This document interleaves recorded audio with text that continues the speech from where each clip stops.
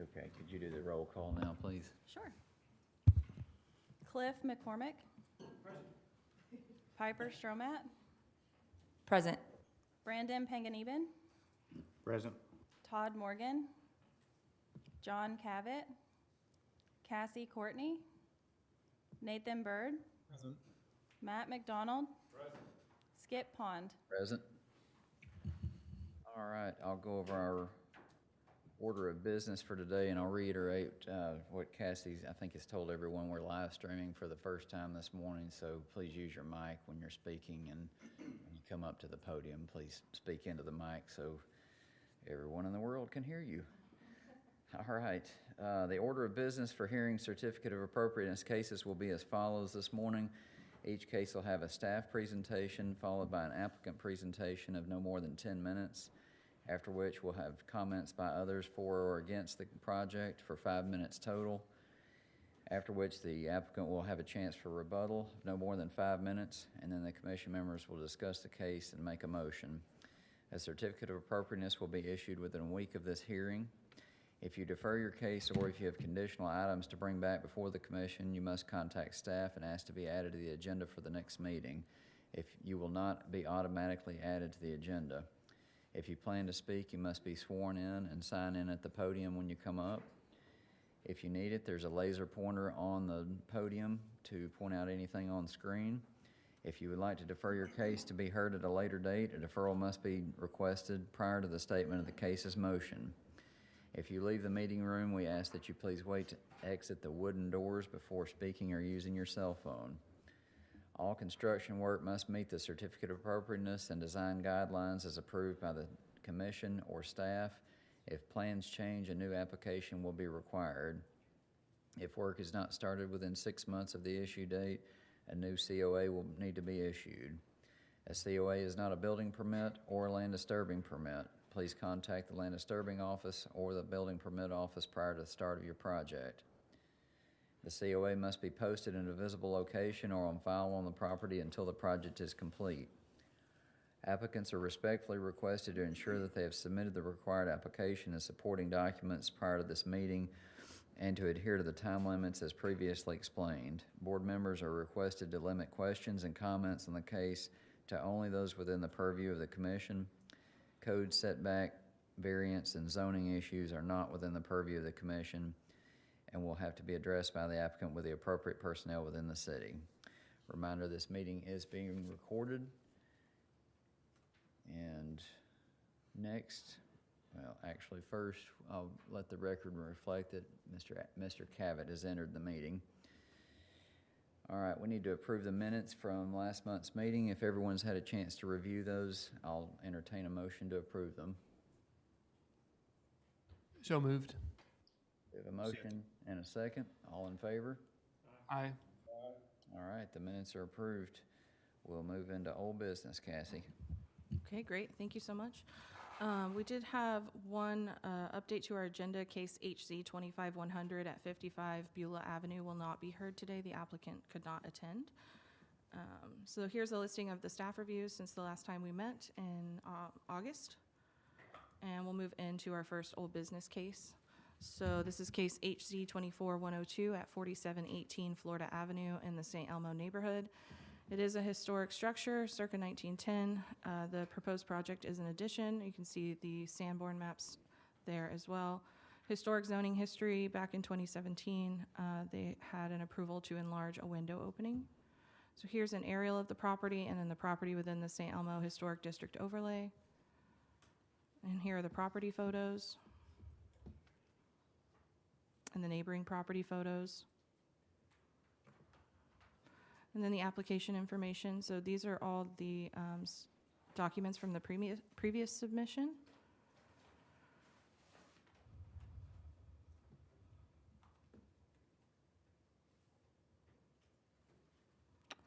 And this is the previous COA with the conditions.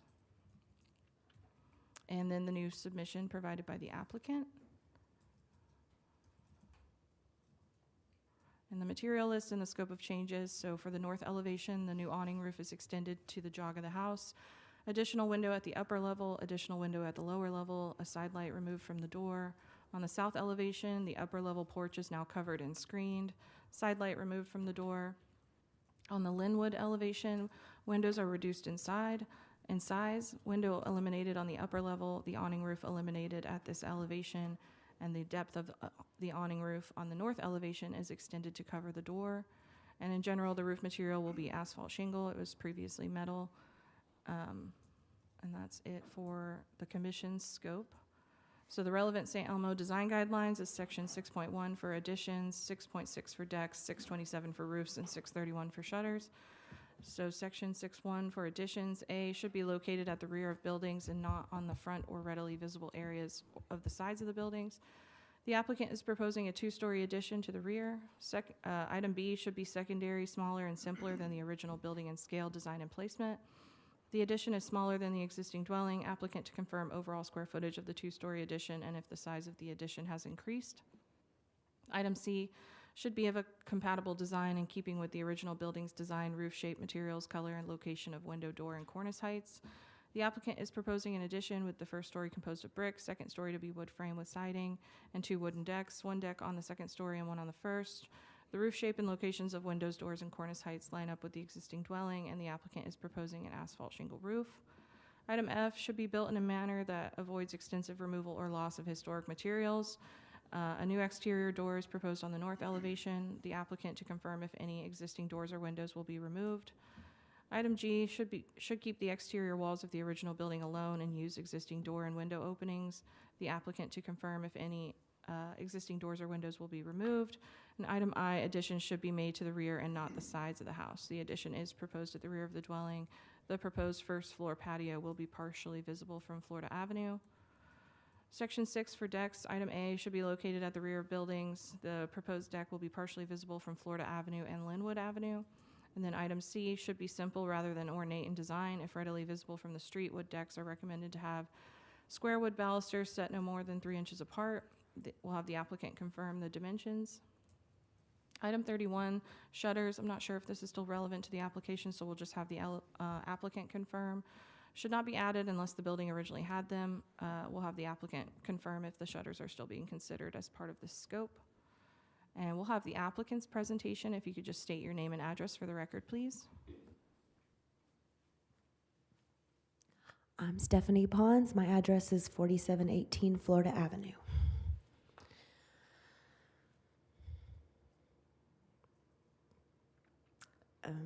So I got easy approval back in November, and I just hadn't started the construction, and over the past few months I've massaged the design and just kind of made some developments that I think improve the design of the addition.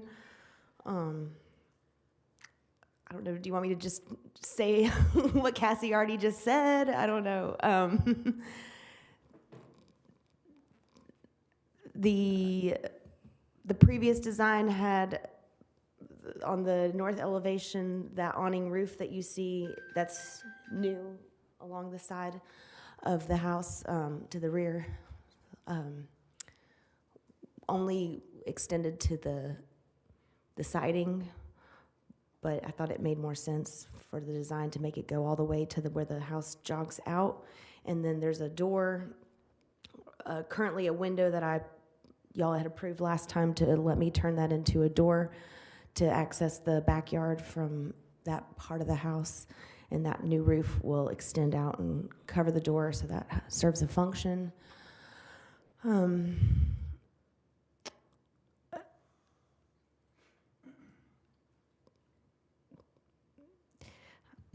Sorry. No, it's okay. Is that everything? We're done? Yeah, I mean, the other big change was kind of adding a roof over on the south elevation. There's a roof added over that new porch, just to add some shade and screen that porch. That would be off a bedroom. All of these additions are to the back of the house. Any existing doors and windows, there are a few in the back of the house that would be covered, but we talked last time about keeping those openings in place within the brick and then just kind of covering over them in case someone in the future wanted to take it all down and back to the original, so we can accommodate that requirement. Do y'all have any questions for me? We'll move into community comments. Do we have any community comments or comments by other persons? Okay, great. We can move to the commission discussion. Okay, does anyone want to take notes on this? This looks pretty cut and dry, I think. Matt?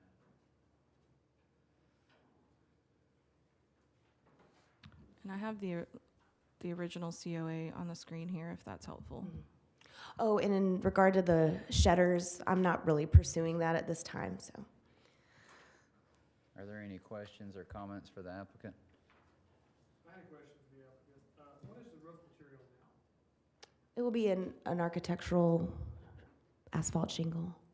I mean, what's on the building right now? Oh, asphalt shingle. Okay, so Yeah. You're not removing terracotta or something? No. Sorry. Sorry, I didn't talk into the mic. Oh. I had asked what the existing shingles were. All right, any other questions, or do we want to make a motion?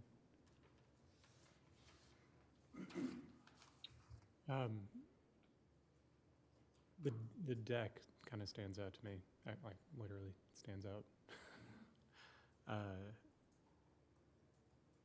I'm not 100% against it, but typically we don't have decks sticking out the side of a house like that.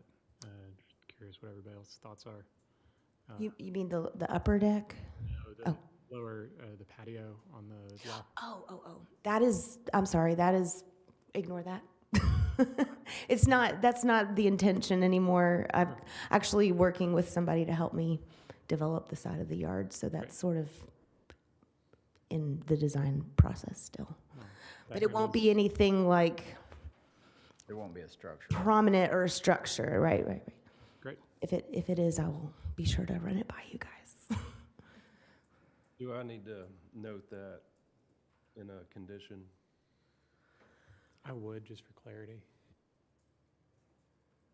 What's the best way to describe that deck? Go back to the elevation there, on Needs to the be like the- Florida Avenue elevation. Yeah, that's That'd the be the bottom. north side, right? Yes, it's the north side of the house. Say that's excluded from this approval. Okay, Commission, is it okay if I were to say the deck on the north side of the plan is excluded from this approval? It's a patio, It's correct? only labeled as a patio. Yeah, it was more of a patio.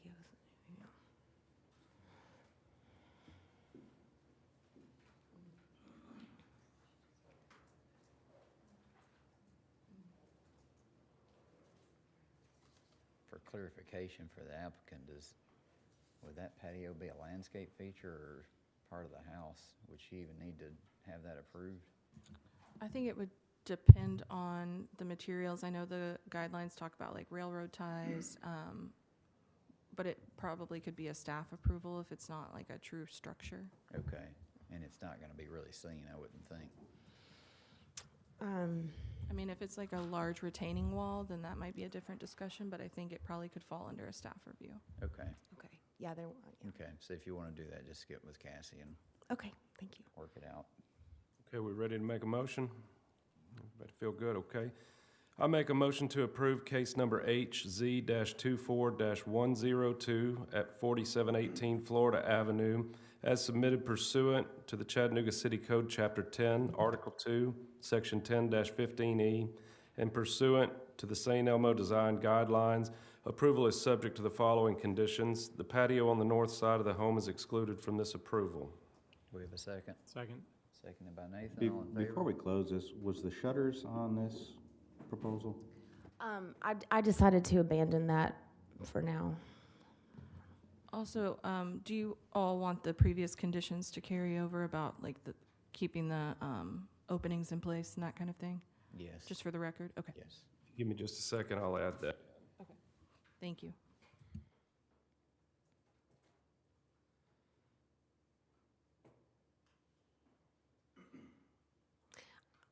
Can I ask a question? Sure. There was a comment in the last time where I'm continuing the brick on the addition, and y'all had noted to make it kind of recess a little bit or something to differentiate it from the existing structure. Could it just be like a stack of bricks kind of running in a different orientation? I don't know, I'm just trying to think of different ways that I can address that. Yeah, sometimes when it's siding, it'll just be a vertical trim board, just something to delineate the new from old. Okay. Okay, I got, that makes Does that sense. make sense? Okay, I've made the motion, I've adjusted the conditions, I'm gonna reread the conditions. The patio on the north side of the home is to be excluded from this approval, and all conditions from the previous approval carry forward to this approval. Okay, we have a second from Second. Nathan Still. All in favor? Aye. Any opposed? Okay, motion carries. Thank you. Thank you, everyone. Okay, great. We'll move into our next old business case. This is case HZ 2582 at 4914 Florida Avenue in the St. Elmo neighborhood. It is a historic structure, circa 1917. The proposed project is an addition, exterior rehabilitation, and parking. Historic zoning history back in 2022, they did an exterior rehabilitation and applied for an ADU. So here's an aerial of the property and the property within the St. Elmo Historic District overlay. The property photos, and the neighboring property photos.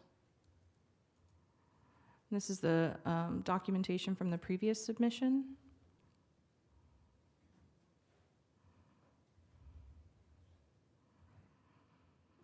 The material list from the previous submission. And the new application materials provided by the applicant. So last time we had the discussion about the size of the addition. So you can see here that has been clarified. The existing square footage is 1,290 square feet, and the total new conditioned area is 2,309 square feet. So here's that new site plan showing the new plan of the addition, and you can see the parking to the south. And here is the interior plan. And then the updated elevations and the updated renderings. So the relevant St. Elmo design guidelines, we're looking at 6.1 for additions, 6.8 for doors, 6.9 for driveways, 625 for porches, and 641 for windows. Item 6.1A should be located at the rear of the building, not on the front. Yes, the addition is located at the rear. Item B should be secondary, smaller, and simpler than the original building in scale, design, and placement. The proposed addition is 1,019 square feet of conditioned space. The existing dwelling is 1,290. Item C should be compatible design in keeping with the original building's design, roof shape, etc. The addition will have hipped and gable roofs like the existing dwelling, and the material will be distinct. Item E should appear distinguishable from the historic building. The applicant seems to match the trim of the existing dwelling, and there's a distinction in the materials. Item F should be built in a manner that avoids extensive removal or loss of historic materials. The existing laundry room is to be demolished, but the applicant's plans notes that the windows will be salvaged for potential reinstallation at the addition. Item G should keep the exterior walls of the original building alone and use existing door and window openings. Existing laundry room to be demolished. Again, the applicant notes that the windows will be salvaged for reinstallation.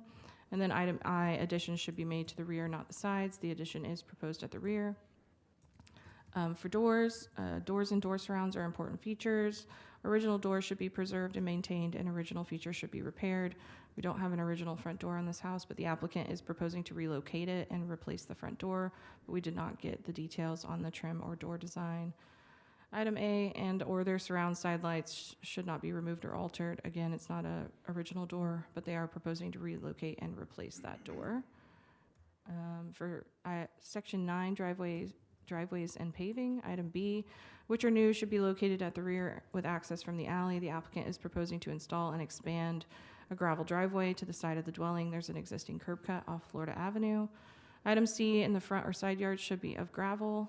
The existing driveway will increase in size, but they are proposing gravel for the parking area. And then item D should have their parking areas located in the rear yard. The parking area will be in the side yard. Section 25 for porches, porch columns, and railings. Item B should not be removed if original. The existing front porch columns are likely a later addition, and the applicant is proposing new 12 by 12 posts and new wrap at the porch to match the existing skirting. Item C, and their details should be retained intact with repair work and replacement of missing parts. The existing front porch are likely a later addition, again, proposing the new 12 by 12 posts and new wrap. And then item F should have wood steps, not brick or concrete, for buildings with wood porch floors. The applicant is proposing to demo the existing concrete steps. The architectural drawings state wooden steps, but material list states concrete. I think we talked about this last time, but we'll just have the applicant confirm today. Section 25 for porches continued. Historic porch columns and railings should be retained and repaired. Again, what's there is a later addition, and the applicant is proposing the new 12 by 12 post and the new wrap at the porch to match the existing skirting. And then item D talks about the dimensions for the appropriate size. And then section 641 for windows, item A should be preserved in their original size, location, and design. The applicant is proposing to remove the windows on the rear laundry room and add a new window opening on the south elevation. Site plan shows the reinstallation. Item B should not be added to primary facades or secondary facades where readily visible. Again, proposing to remove those windows on the rear and reuse them, and then add a new window opening on the south elevation of the house. And item C should be repaired rather than replaced. The applicant is proposing to install new metal clad windows on the front facade, replacing the existing vinyl windows, and we'll ask for some more details on those. And we'll have the applicant's presentation. If you could just state your name and address for the record, please. Matthew Lewis, 4122 St. Elmo Avenue. So I believe last time we were concerned about the size of the addition, and there was a little confusion if it was bigger than the original house, and it wasn't.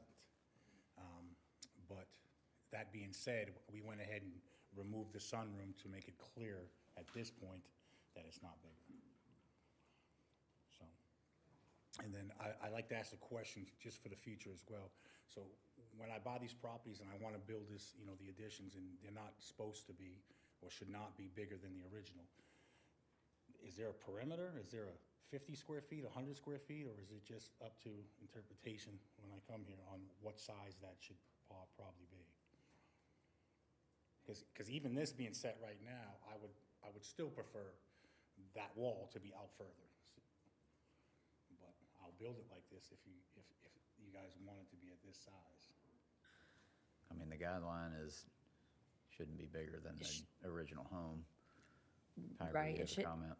Because Yeah. the original, we were like 30 square feet smaller than the original house. It just needs to be under that square footage than the original.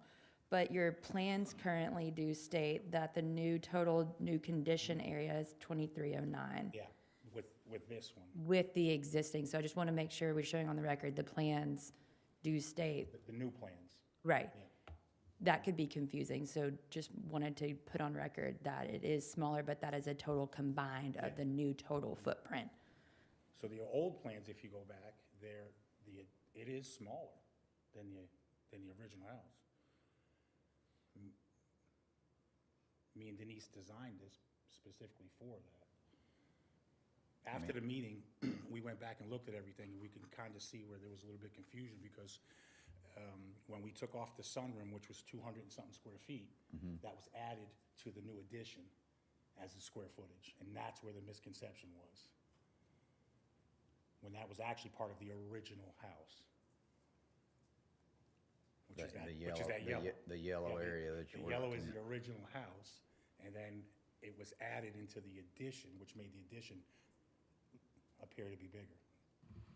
I mean, the numbers here are the 1252, I Yeah. think. Is existing house. yeah. But then you have 16, I believe, Yeah, 29, Minus the 256, so it's, so it's close, yeah, I guess is what you're saying. so that 256-ish, which is, it's a little bigger than, that's the existing part that we've taken down. So which is for the this second plan, everything past that yellow area would be Is new. new. Yeah. Okay, so that area should not be bigger than everything And on it is not, it's good. Okay, Well, the footprint of new addition labeled here on this line is the 1,500, and the existing is under 13. Yes. So that's bigger, at least per the drawing. But where the misconception is, and my architect's here, is we added the yellow into the new addition by mistake.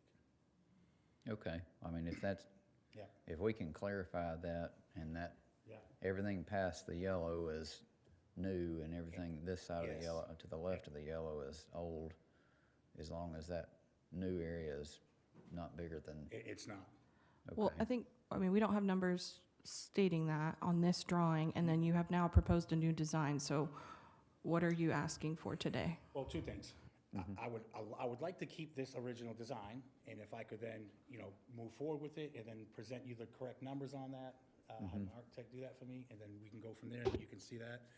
If not, and I gave you a new design because I did not want to not give you anything to come here, so. And I obviously wanted to show you I'm willing to work with you and shrink the size, but I didn't know what perimeter the size would be. Yeah. And I don't particularly like that. I don't think for the, for our neighborhood that's, it's just a little awkward for me. Should we move to community comments and then move to y'all's discussion? Yeah. Would that be helpful? My architect is also here, Okay. so she can clarify as well. Would your architect like to speak? You wanna- Or, Denise? Is this a Clar- community comment, or is this still part of the?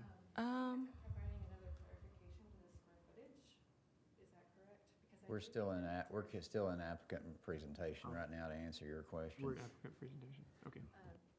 Denise Shaw, I'm 1402 West 54th Street. If you can go to the original submission demo plan, please. And so what Matt is saying is that the original square footage of the house was calculated based off of this footprint, and then the new area that was shown, that number, is based off of this outline here.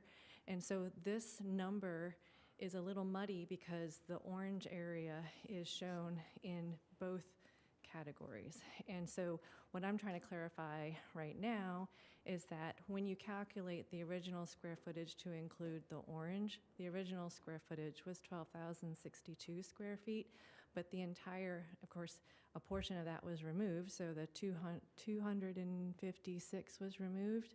Or is that what it says, or 265? Okay, but then that square footage is really now in the new footprint of the addition. And so what I'm trying to illustrate with this diagram is that the area that's outside of the orange is smaller in area than the original house with the original laundry room footprint. So, in round numbers, what is the square footage of the existing home that is being kept? And what is the proposed square footage? In round numbers, it's 1,200 is the original house that will be maintained.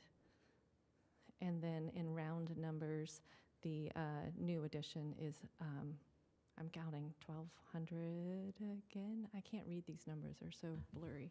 I see 1252 for existing on the bottom of that.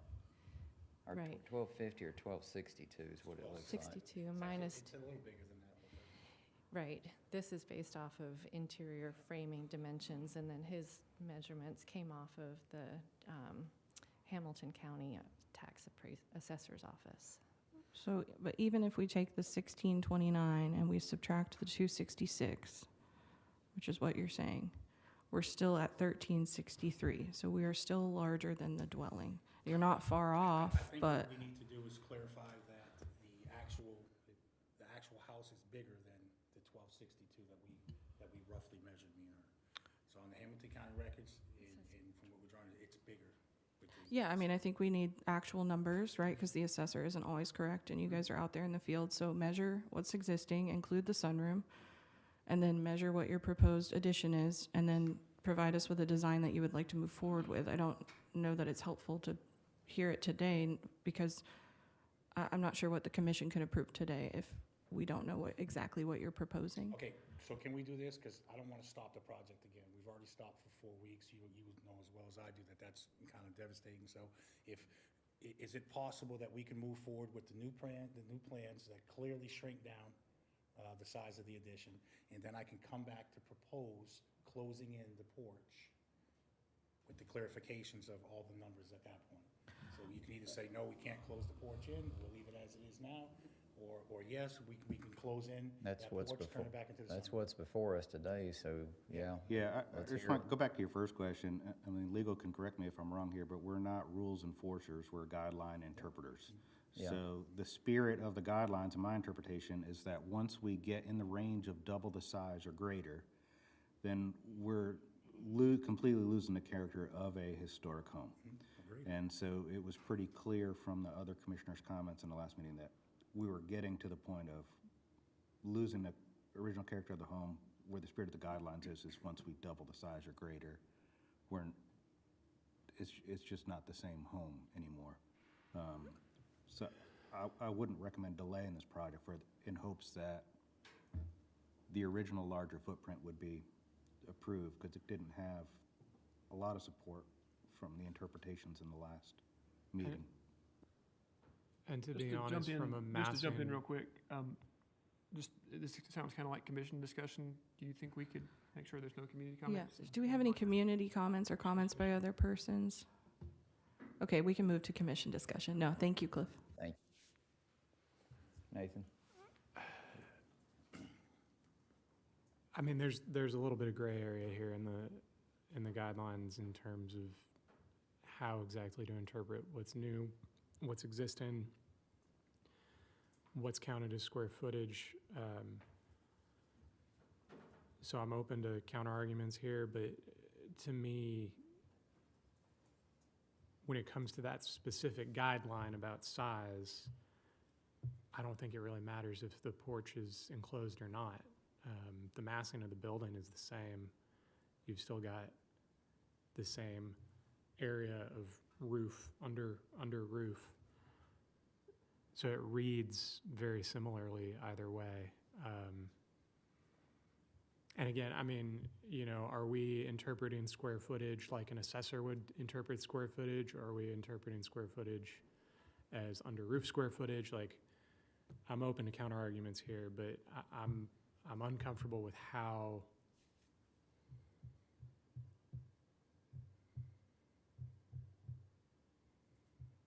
honestly, yeah, how large the home is getting. I mean, this is very close to double the size, and depending on how you interpret it, more than double the size. It's a really big addition. It's a 1,200 square foot addition. I'm trying to, I've spent some time trying to remember. And from this picture, Nathan, I mean, the roof is obviously going over the original house. So that, if you see where that little jot out is and cut back, I mean, that's the original house.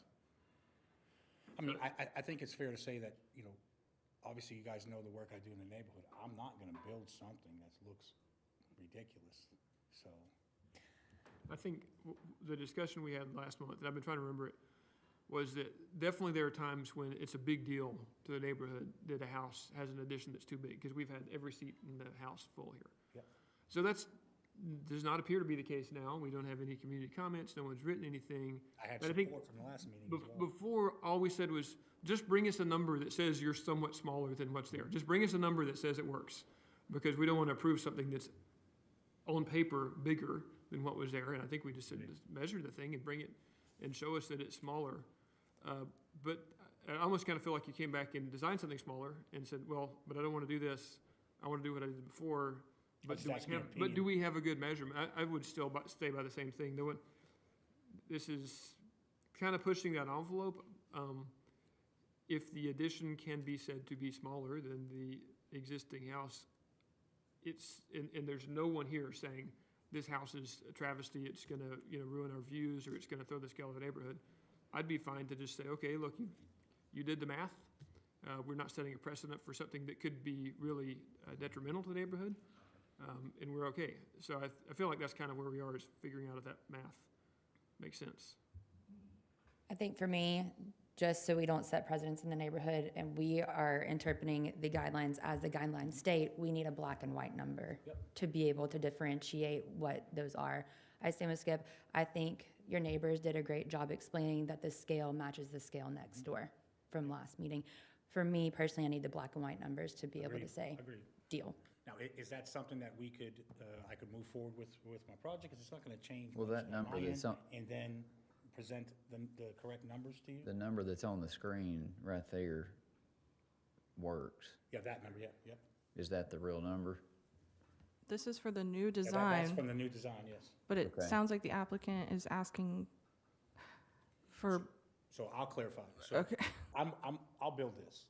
Okay, I have no problem building this, but I just wanted to have an option of, throughout the project, if I came back and said, hey, do you mind if I pull this wall back another 10 feet? It's gonna add 200, 150 more square feet. I'm still below this, if that's something I could do. and you're talking about the same footprint, you're just wanting to build in the porch? Yes, yeah, just Correct. take that hallway and just push it back. Well, it appears to me if those numbers are correct, those numbers work. Those are correct numbers. Right, and I think that's where we were getting confused at, is which indication are we trying to do, what version we're Okay, doing? so let's do this version, and then if something changes later on down the line, I'll come back to the commission and say, hey, I'd like to move this wall or something at that point. But it's not gonna change the footprint of what we're building, and, my. And those footprint is numbers there. give him a couple hundred square feet leeway. And that's the thing, I think that's what he's trying to ask, Yes. is Yeah. can you still be underneath these numbers? Yes. Is that right? Exactly. Okay. It appears to me, yes. That's okay. But I think that, I want to go back and make sure that we don't set a different precedent. I want to make sure that we don't uniformly say that if you demolish part of your building, you can still count that as existing building if you build it back. And that's not always the case. Like, what if you left the front living room and nothing else? And then you made another, but then you said, well, I built back in the same place. You see, that's ridiculous, but I don't want to open the door to someone else doing that. The foundation footprint of the original house, no matter how much of the walls I take down, due to all kinds of different things. I think with still this is the plan, footprint of the I think house. with this plan though, from a massing perspective, I mean, that yellow area on the plan is there- part of the original mass. Yeah. And it is and it stays as part of the original mass, and then that white area behind it is what's Yes. being added to the mass. Yep. But you're just reconstructing it. Yes, That's fine. I mean, I would want to say that this has got to be reviewed every time. It's not meant to set a precedent, because I can see someone trying to do a demolition and ending up demolishing a house, but keeping one room and saying, well, see, I'm building it back to the same shape so we can do this. You see where I'm going? Oh, I You wouldn't do. do that, but I'm trying to, I'd be in the I just seat wanna saying, make no, sure you're not that we're demolishing the house, consistent. and historic, it's, believe me. And I do just want to call attention to this roof plan versus the floor plan, right? Because we have that kind of, to Nathan's point, conditioned versus unconditioned space. So do keep that in mind when we're kind of thinking about the massing. Okay, any other questions or comments? what else did we not discuss last month? Front door would be, we didn't discuss the front door. We had some discussion on the location change, but we did discuss that it may not been a historic location in the first place. It may have been an elsewhere, so. So I want to relocate it and put just like the normal solid wood half-light doors that you see throughout the neighborhood. Okay, Almost on all of the projects. are we good with that? I'm fine with the new location. And Okay. then the stairs, wood or concrete, guys? They're currently concrete, They're right? currently concrete. You tell me what you would prefer and I'll put back. What do we think? If I was a homeowner, I'd want concrete. But it's just- The porch we got much floors, preference here. Huh? the porch floor is concrete, No, right? it's wood. Oh. It's tongue and groove That wood. sounds strange to me. I think I would approve either. Okay. I think I Okay. would. I mean, the guidelines say wood, but in fact, wood stairs, new wood stairs just tend to, you have to rebuild them every 3 years if they're exposed to the rain. So I'm good with staff approval on which way it goes. Yeah, item F under 25 porches does say that it should have wood steps if it has wood porch floors, but it does note that precast concrete may be added, so. Not as appropriate, but can be added. Well, what's your opinion on So, this? What do you, either- you know? I We wanna, would go we either wanna way. say either? I'd go either way. I'm good stating either for construction purposes. I would Okay. say either. Perfect. Okay. What else do we have for the applicant? Anything? Or would someone like to make a motion? Piper, you want to take this one? Thank you. Thank you. And can we run over what the bullet points are one more time for the conditions? The stairs could be either wood or concrete. Wood half-light door on the front.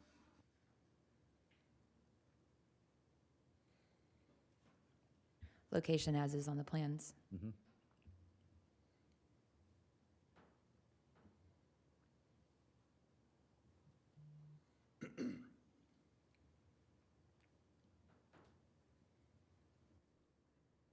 Do we want to mention the condition square footage or anything with that? But stating for the record, you are going with this plan Yeah. here. Yeah, I just, as long as it's underneath the existing house, the condition. Do we want to condition that? Or state it within the conditions? I think we're approving the plan as is right now. If he wants to do something different with the sunroom or the porch, then we'll hear it again. All right. Everybody ready? Go ahead. I make a motion to approve case number HZ-25-82 at 4914 Florida Avenue as submitted pursuant to the Chattanooga City Code, Chapter 10, Article 2, Section 1015E, and pursuant to the St. Elmo Design Guidelines. Approval is subject to the following conditions: the stairs to be wood or concrete, wood half-light door, location as is on the plans. Do we have a second? Seconded by Cliff. Second. All in favor? Aye. Any opposed? Okay, motion carries. Thank you. Awesome, thank you guys, have a good day. Okay, we'll move to our next old business case. This is HZ 2526 at 5419 St. Elmo Avenue in the St. Elmo neighborhood. It is a historic structure circa 1917. The proposed project is COA revisions. We have a reduced scope. The applicant is now just proposing an ADU. When you saw this previous application, there was an addition as well. The historic zoning history, in 2023, there were some alterations to previous COAs for new porch railings, sidewalk pavers, concrete parking pad, and in 2022, windows, fencing, and siding. So here's an aerial of the site, and then the site within the St. Elmo Historic District overlay. Here are the property photos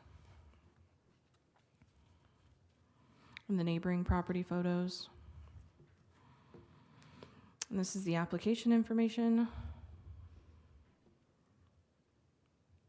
This is from the previous submission, so you can see the yellow is that ADU and the blue is the addition. The blue addition has been eliminated from the scope. Again, the previous submission. And this is the new submission, so you can see that it's just the ADU at the rear of the property. There's a zoom in of that ADU plan. And the upper level plan. And here's the renderings provided by the applicant. And the elevations. And the material list provided by the applicant. And the relevant St. Elmo design guidelines is section 622 for new construction. C of secondary buildings should be one, smaller in scale than the primary building. The height and the footprint of the ADU is less than the primary dwelling. The applicant has reduced the scope of the proposal and removed the previously approved addition. Item 2, simple in design but reflecting the general character of the primary building. Yes, the ADU has gable and shed roof forms. Item 3, located as traditional for the street near an alley or at the side of the dwelling, not close to or attached. The ADU is proposed at the rear of the property along Schaff Place. Item 4, compatible in design, shape, materials, and roof shape. Yes, the proposed addition has gable roof forms. The applicant is proposing a more modern shed roof on the ADU structure. Item 5, preferably of wood siding. However, if located along rear alleys or towards the rear of the lot, secondary buildings may have exterior siding such as masonite, aluminum, or vinyl. The applicant is proposing horizontal hardy board siding to match the existing dwelling. And then item 6, if readily visible from the street, secondary buildings should have an emphasis on historic designs and detailing. The materials match the existing dwelling and follows the roof forms and trim dimensions while also proposing that contemporary style shed roof.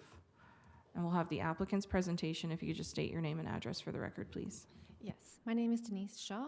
Address is 1402 West 54th Street. If you would go to the slide showing the site plan of the new design. As you recall from our presentation in, I think, May, this house has 3 frontages, and we're treating 55th Street as if it's more of the alley side, giving more predominance to the Schaff Place. And of course, we're not addressing St. Elmo in this application. The piece in the middle, pricing has come in, it is just out of the budget in order to build this. And so the scale of this addition has been reduced to only a freestanding ADU. And as stated previously, we feel like it's most important to address that street and treat it as if it's a separate little cottage with the Schaff Place frontage. And another modification to the original design is adding a shed roof on this side without having the addition over here. It felt like this side got really plain, so it adds a little bit more visual interest to the house side of the ADU. I don't believe there are any questions that I need to clarify, so that's all I have. All right, thank you. Do we have any community comments or comments by other persons? Okay, great. We can move to commission discussion. Do we have the old plan just for clarity? So this is the So we can previous see what, plan on the screen. The building plan that we approved? Yes, this is the previous submission, so these are the renderings. So we're missing this hyphen piece is no longer part of the scope. Gotcha. And then you can see here on the site plan, the blue highlighted area has been removed. And then I think the outline of the ADU has changed a bit. And where's the new ADU the rendering? There we go. Yep. So it's in very similar to what we approved before. Any questions or comments for the applicant, commission? I think it's probably either just a wrong image or confusion, but there's a site plan that still seems to show a roof. I just want to. That's an error on my Actually- roof plan. I left my two-dimensional objects on my roof plan and did not delete those. Okay. So not intended to be a roof there. It is not. It is, you can see there straight through it and see that it's yeah. actually ground underneath there. So that was me, vestigial 2D notes. Okay, if there are no questions, does someone want to make a motion?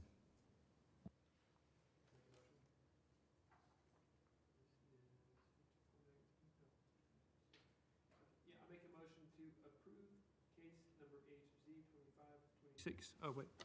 I'll start again. I make a motion to approve case number HZ 2526, 5419 St. Elmo Avenue as submitted pursuant to the Chattanooga City Code, Chapter 10, Article 2, Section 1015E, and pursuant to the St. Elmo Design Guidelines. Do we have a second? Second.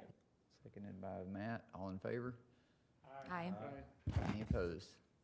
All right, motion carries. Thank you. Great, thank you. So our next 2 cases are related. One is under old business. It's the HZD 256 for the demolition of 5401 Alabama Avenue. And then we have the follow-up case, which is HZ 25107, which is the proposal for reconstruction and an addition. I just want to ask the commission how you'd like me to proceed. Do you want me to run through both applications and then break out back into the individual cases, or? Let's look at the demo first this time. I think we got confused when we did that last time. Okay, sure, okay. All right, so this is case HZD 25-6, 5401 Alabama Avenue in the St. Elmo neighborhood. It is a historic structure circa 1889 to 1904 per the National Register nomination. The proposed project is partial demolition at this point. Historic zoning history in 2019 and earlier this year, there was a request for demolition. Here is the aerial of the property and the property within the St. Elmo Historic District overlay. And the property photos, the neighboring property photos, and then the application information, so some more detailed photos and interior. And the exterior images here. and more neighboring property photos, application information.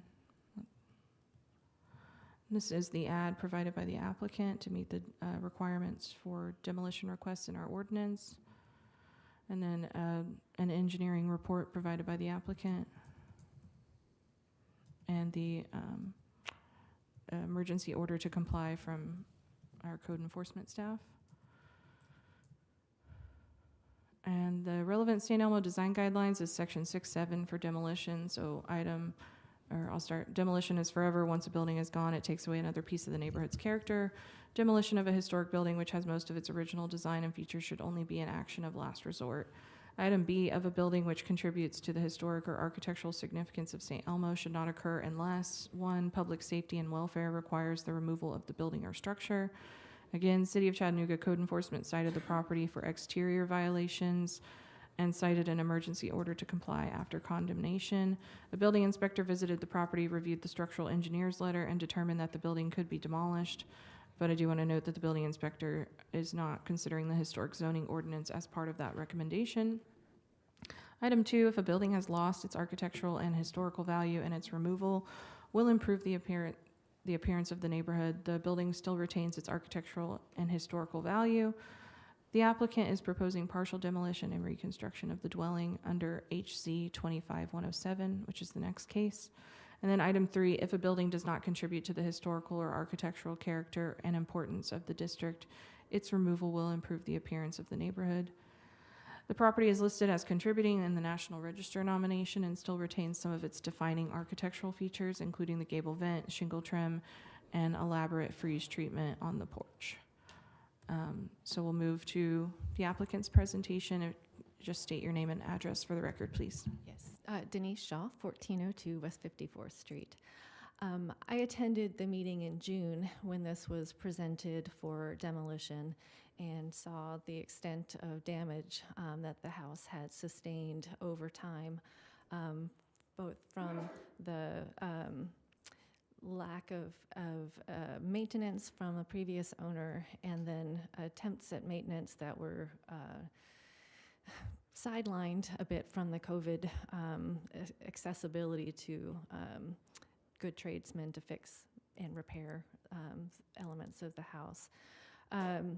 When I was attending that meeting, what I heard the commission state was that this house had gotten to the point of not being able to be repaired, but the front portion of the house was requested to be duplicated, to be replicated and rebuilt. And so for a clarification on the case that follows as new construction, we are actually trying to pull off elements of this house to salvage and use as recreations for the new front portion of the house. But we really are showing that the house is to be demolished because of the state of the current condition of it. Please correct me if I did not hear that correctly at that June meeting, but I was an attendee and not a hired consultant at that point. I think that is the only clarification that I have to give, so thank you. Thank you. Do we have any community comments or comments by other persons? Okay, we did receive a letter of support for both of these, but it did not come in time, so I just want to note that for the record. Okay. Okay, we can move to commission discussion, or if you'd like me to read the next case, just let me know how you want to proceed. I guess as we get into discussion, maybe we'll look at the new plan, but I guess, yeah, I remember this case, but I don't remember the specifics of it. Is there any new information, engineering reports, anything like that that we have today that we didn't have in June, I guess is my first question. We don't have anything new. It was really just, I think Cassie wanted to close this portion of this specific case, and then we hired Denise to come up with plans.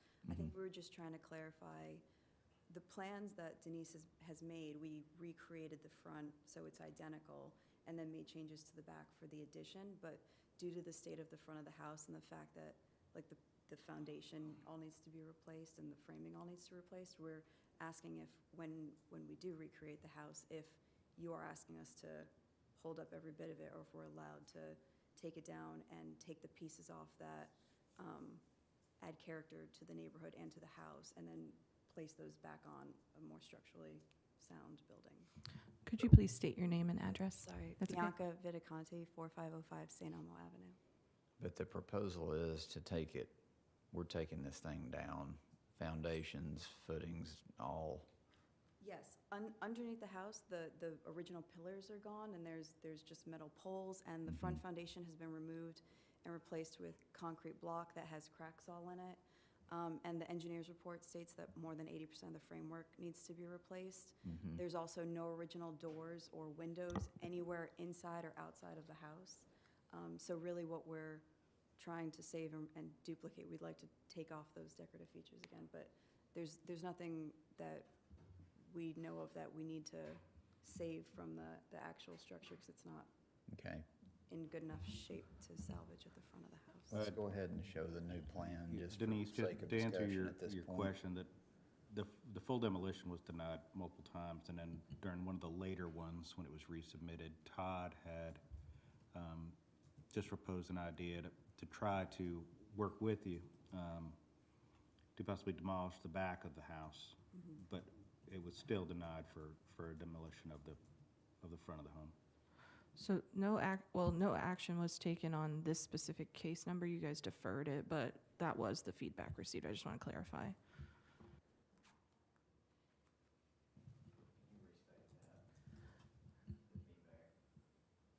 Sure. Like Brandon mentioned, I think last time the feedback that the applicant got was, is there an opportunity to save kind of the front, more historic portion of the structure while doing a partial demolition of the rear and retaining any of those significant architectural features and materials, and kind of bringing that request back.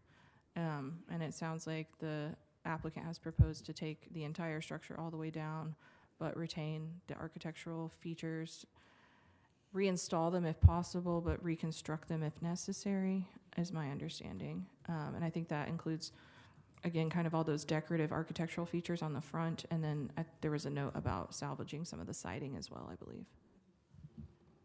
Okay, can we go ahead and see the new plan? We're, just for sake of discussion at this point, we're not hearing the next case, we're just looking at what Okay. they're.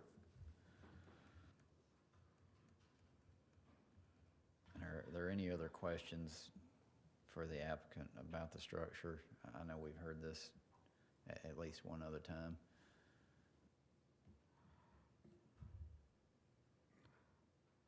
Okay. I guess we're still in commission discussion for HZD 25-6, but on the screen you can see the proposed plans. Go to the elevations. Sure. So on the left, you can see the zoom in there of the proposed items that will be salvaged or reconstructed.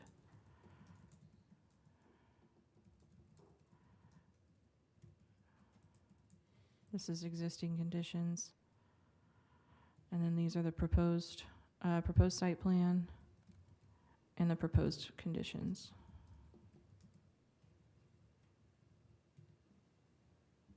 So the front part of this thing is going to look like a replica of the old one. That's my understanding. Yep, that's what I see. Okay. Yeah, I mean, this thing is in bad shape. Not sure how you bring it back, and they are going to present something that is going to maintain the character that this home has. So we need to weigh if that's acceptable or not. I'd like to chime in and say that, you know, demolition is forever, but I really do appreciate their intention to build back what is being lost, and I'm in support of demolition in this instance. Other comments? I think I agree, but I personally would not vote to approve this motion, I would simply approve the next motion, which has demolition inherent in it. My fear would be, we approve this, we can never control what happens, then there's an approval for demolition, and someone could simply withdraw the second motion, and then we would just have a piece of property with a demolished house, which is what we don't want. I would almost want to, I'd want to just, if it were me, I would look at approving the next motion, which it shows demolition in the drawing, but it shows selective demolition with salvage and reconstruction. But I don't know that I want a motion for demolition floating out there if we don't want to consider that. May mean not saying anything about trustworthiness of the applicant. But that may mean that, something happens, the property sells, the project doesn't go ahead, and then the next owner says, well, I've got a demolition approval here. I can go ahead and demolish the house and build something entirely different. Could we condition this motion with tie it to? You could condition this motion on, or this case. Contingent on the approval and. Just like demolition is only allowed if. I think rather than, Could we hear it all as one? Could it all be one? I think the cleanest way to do this would be to ask for this to be withdrawn and simply approve the new build. Then there's no question.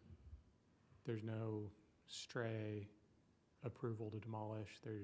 It's just a And then clean, single case. The new build approval would include a demolition condition in it. Yes. How's Yeah, that it's sound? good. City-wise, is that, do we have to hear this case and approve the demolition as a single case for them to move forward with? So we need to City? do something with HZD 25-6, whether that is you denying it, you approving it with conditions, you deferring it again, or the applicant withdrawing. I don't want the case just sitting out there. I'd like to close it, but that's kind of why I wanted to hear them both so that we could figure out what the best way to motion that is. I think my only concern, okay. Cassie, yeah. could we potentially pause this case, hear the next one, and then make a decision on the original? There's at least partial demolitions in other cases. I mean, I'm with Cliff, I'm gonna vote to deny 25-6. This is the third time it's been out there. We've hashed over it multiple times. If there's something in new business that involves demolition and then a plan for rebuild, that's fine. But we've already been through this twice. This is the third time. I don't know why we would change the plan here. Why don't we hear a motion then on this case? We'll dispose of it that way, and then we'll move on to the next one. My only concern is like we have, separate application requirements for a demolition request versus new construction or rehabilitation. But if we are defining the next case as a reconstruction/rehabilitation, because not all is to be demolished, I guess that's the tricky part of the retention piece. I think what I see on that paper is a reconstruction. It's technically a new build. You would be taking down the full existing structure. So I think that's where it's confusing at, is what do we need to do? But they're putting back the front part of the building in kind, is what I see, and then they're doing an addition to it. So it's not a typical new build in my mind. Yeah, and I believe some materials will be salvaged if, Possible. yeah.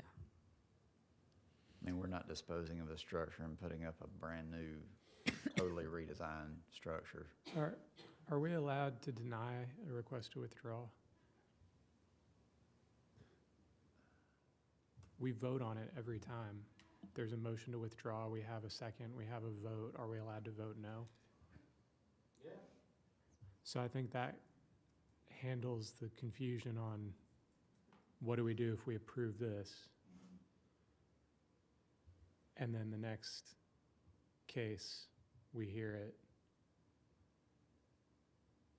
And if they request to withdraw it, not saying they would, I don't think you will, but it remains on our agenda and we can approve it, and that rides with the land, doesn't it? I mean, once an application is approved, any future owner, if that were to be the case, would have to abide by it as well. Well, I mean, yes, the denial piece. If it was approved, though, a COA would, and there's no work done, it would expire. If the scope was the same, then maybe staff could approve it, but it also may need to come back to the commission. But no, Right. we see cases that are withdrawn by the applicant all the time. I mean, that's not unusual to have one withdrawn without us voting. We've got a question Just from not the during meeting. Or input. Am I supposed to be withdrawing it? Is it something that we can just tie the demo to the actual plans, like the approved plan? So this fear that the Yeah, I think that's- demolition will be just a tear down with nothing in the future, and new homeowners possibly could build some house? Yeah, I think Could it that's just where be we're like- trying to go. Yeah. And I think there was just the comment of, if they approve this demolition, it's, do you want to set that precedent, or do you want to deny it and then approve the reconstruction? But could it be a demo that is applied with the idea that they're tied to those plans? So even if the fear is that we did sell the property, the future homeowner possibly would have to use the plans that we provided, or is that not? Yeah, I guess my concern is if, so say we do that, and then you come in and you pull your demolition permit, do I have to hold that demolition permit until she's submitted for her new building plans? Or a new building permit, and then at that point, you can have the building permit, it doesn't mean you're gonna construct it, right? So I guess that's the risk of approving the demolition, is kind of the enforcement piece of it, is what I'm concerned about. I think maybe we should table this.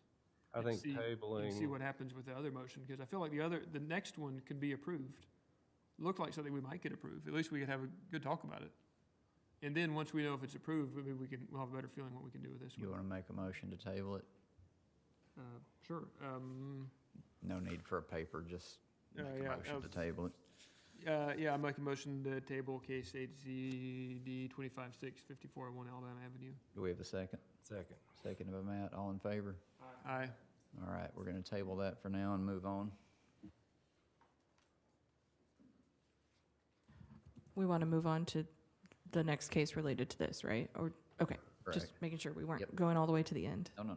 Okay, all right, so case HZ 25107 at 5401 Alabama Avenue, St. Elmo neighborhood, historic structure, yes, circa 1889.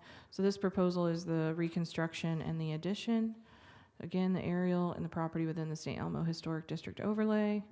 Property photos, neighboring property photos, and then the application information. So this is the plan showing the existing conditions.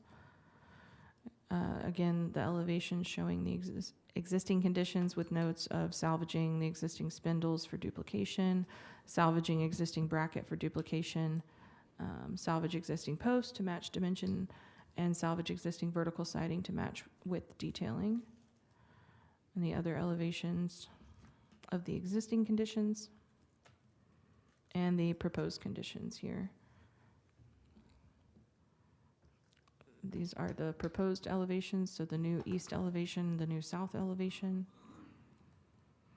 the new north elevation from the street side, and the new west elevation, the rear. And then here are the renderings provided by the applicant. And the material list for windows, aluminum clad or composite, front door, 3/4 light, other exterior doors the same as above. The roof would be architectural shingles, foundation simulated brick finish, siding for the addition, horizontal cementitious siding or LP siding. Rebuilt historic portion would be wood shingles. There's a note here to ask if they should reuse the old siding, if that would be required. Porches, front porch T&G wood decking to match the original railings, nominal 2x2 vertical balusters. Gutters, metal, downspouts, rectangular metal. Here is another zoom in of that material list. Again, noting potentially salvaging some of that existing siding.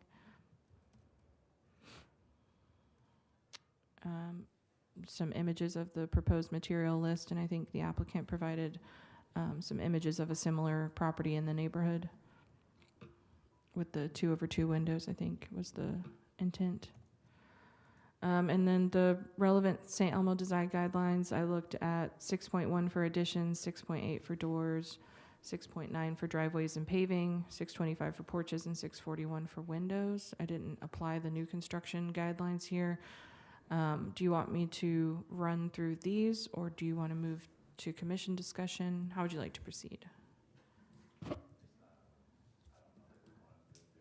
I don't know that we want to go through every line item on here. Okay. Just, yeah, roll through it quickly. Okay, sure. So 6.1 for additions should be located to the rear. Yes, the addition is located to the rear. The addition would be built after partial demolition, sounds like full demolition of the rear of the dwelling. Should be secondary and smaller. The proposed addition exceeds the area that is proposed for partial demolition. We'll have the applicant confirm the square footage of the original building to remain versus the new addition. It sounds like the entire front of that building is coming down to be reconstructed. The rest talks about just kind of designs, and the applicant will be matching kind of existing trim details. Driveways and paving, there is a new proposed driveway and parking area to the rear of the property, a concrete apron and a gravel driveway off of West 54th Street. Foundation is proposed to be rebuilt using a simulated brick finish. And then the porches, again, the applicant is proposing to reconstruct the front porch to match the existing conditions. Note that they will reuse original architectural features where possible and will reconstruct other items as needed. And then again, section 633 for siding, we have the clarification of whether or not any of that can be reused or if they can use new wood siding. And then windows, I think the applicant has confirmed this. It's not clear in the pictures, but just clarify again that all of the windows are to be replaced, and confirm if any of the existing windows are original and can be reused. The applicant notes wood windows, aluminum clad, and Anderson are proposed types for the reconstruction. Yes, so we can have the applicant's presentation. If you just state your name and address for the record, please. Denise Shaw, 1402 West 54th Street. If you would go to the architectural site plan, please. The new, yes. So the original footprint of the house, all in this grade area, is 1,619 square feet. The new proposed first floor is 2,247 square feet. So it is a total new addition on the first floor of 628 square feet.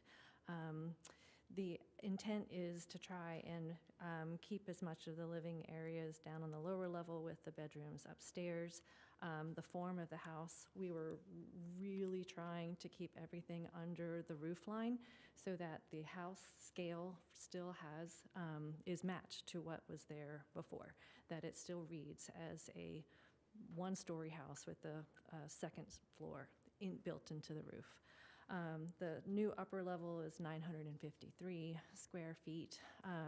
And as we've been discussing, this front portion, which unfortunately is obscured with my print, but this is the portion that we are, we measured it, we're pulling pieces off of, we're trying to truly replicate what was there and rebuild it in a quality way. And then the rear of the house, we held the line of the roof back.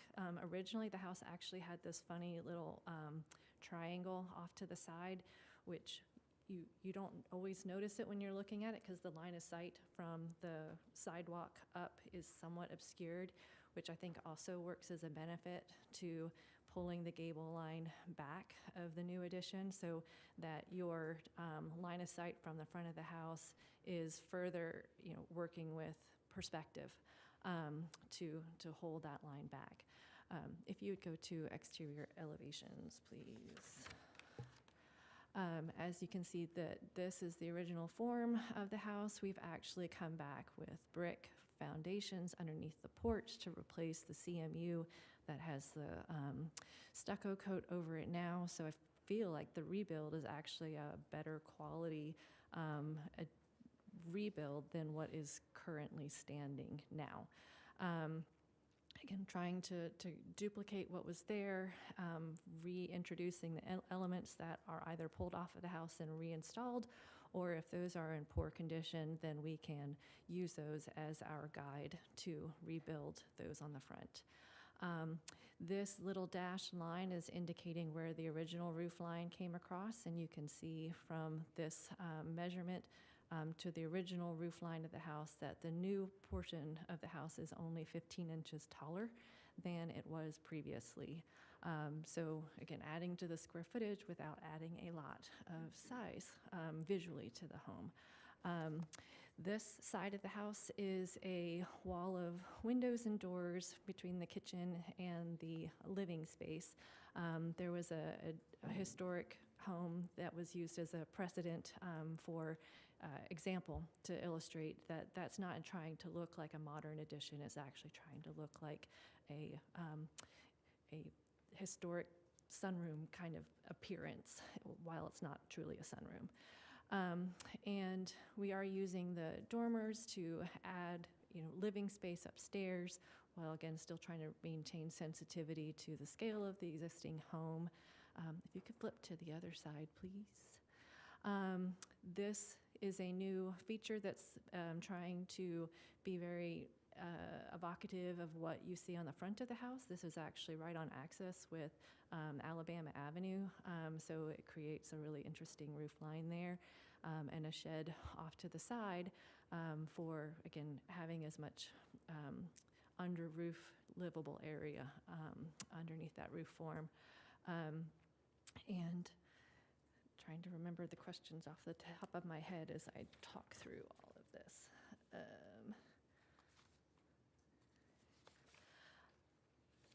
The porch in the front of the house is currently wood, and we're proposing wood again.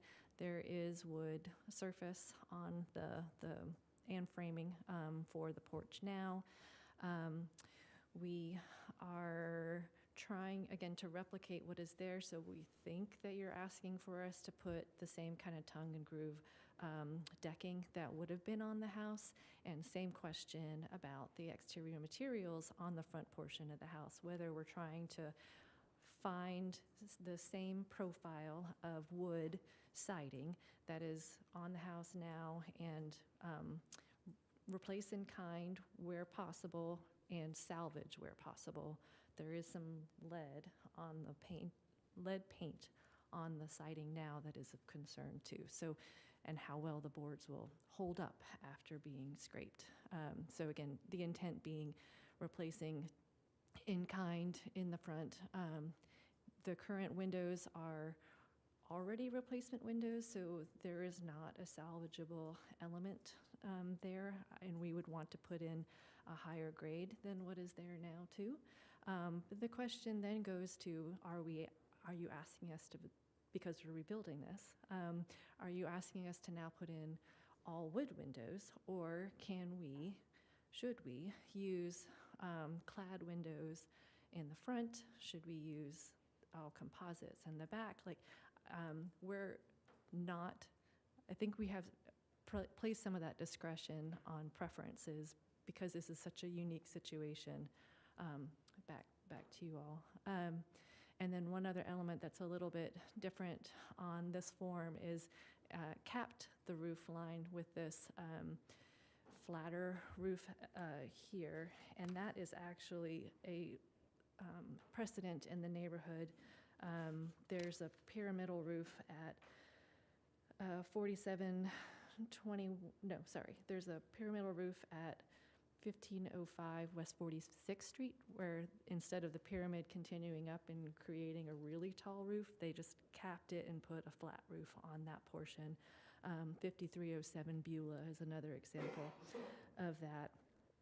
And then the 2/2 windows, that what Cassie had stated was correct, that the photos that you saw in the submission were showing another home built in the same time period that has 2/2 windows as an example of an appropriate window patterning.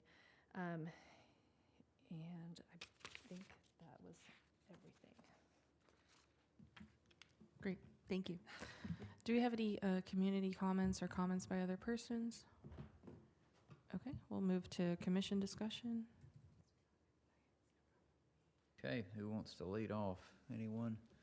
Questions, comments? I've got one. I was just looking at photos on Google of the home, of the existing home, and we're talking about reusing siding. Is there masonite on the sides of this thing? So just the front is the only original siding? Only the very front wall has wood. The rest of the Okay. house is masonite. Gotcha. All right, well, I'll just comment again, as I did a minute ago. I think this is a interesting case, but I think they've done a good job here to try to rebuild a home that is in very, very bad repair, and I'm not sure, this thing would be very difficult to bring back. I'm not going to say impossible, but what they propose to do is an interesting solution to a home that's in very bad shape. The front of it has elements that add character to the neighborhood. The back of it, I'm not so sure does. I mean, the thing is wrapped in masonite siding. It's got replacement windows throughout it. They've gone above and beyond, in my opinion, to keep the character that this thing has for the neighborhood in a reconstruction project. I'm not going to call this new construction because I don't think it is. I had a mechanic once tell me that I needed to jack the radiator cap up and roll another car under it. And that's kind of what this feels like. I do feel like they deserve a little grace with respect to trying to approach this as a renovation with an addition as opposed to a new construction, because a new construction does not have as many, what's the right way to put this, arduous elements arduous regulation to be met. So it's my opinion that we should give a little grace with respect to their plan to try to preserve the facade for the neighborhood. Brandon, go ahead. I still prefer keeping the front of the home. The roof damage is all in the back of the home, which we'd agreed. Try to compromise to try to move this project forward to demolish the back of the home and then build something back like this. The new plans are great. If sag on a pier and rotting of trim were conditions for demolishing completely a home, then we should demolish every home in St. Elmo.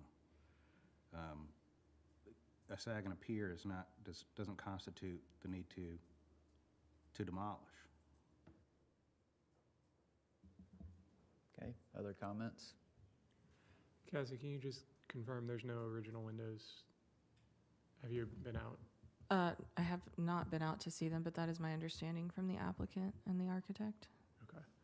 If that's the case, I'm fine with composite throughout. I don't think we've ever asked somebody to put in wood windows where none currently exist. So if there's no historic windows, then I'm fine moving forward with the composite. This is totally a sidebar. I'm just interested by the sunroom that's not a sunroom, and I'm thinking about heating or cooling costs in the summer, and that's all I'm going to say about that.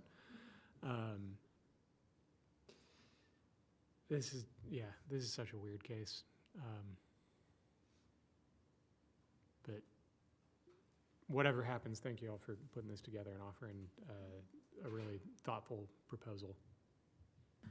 The applicant or the architect, do you have, I mean, it sounds like to me we want to pull the entire structure down and reconstruct it.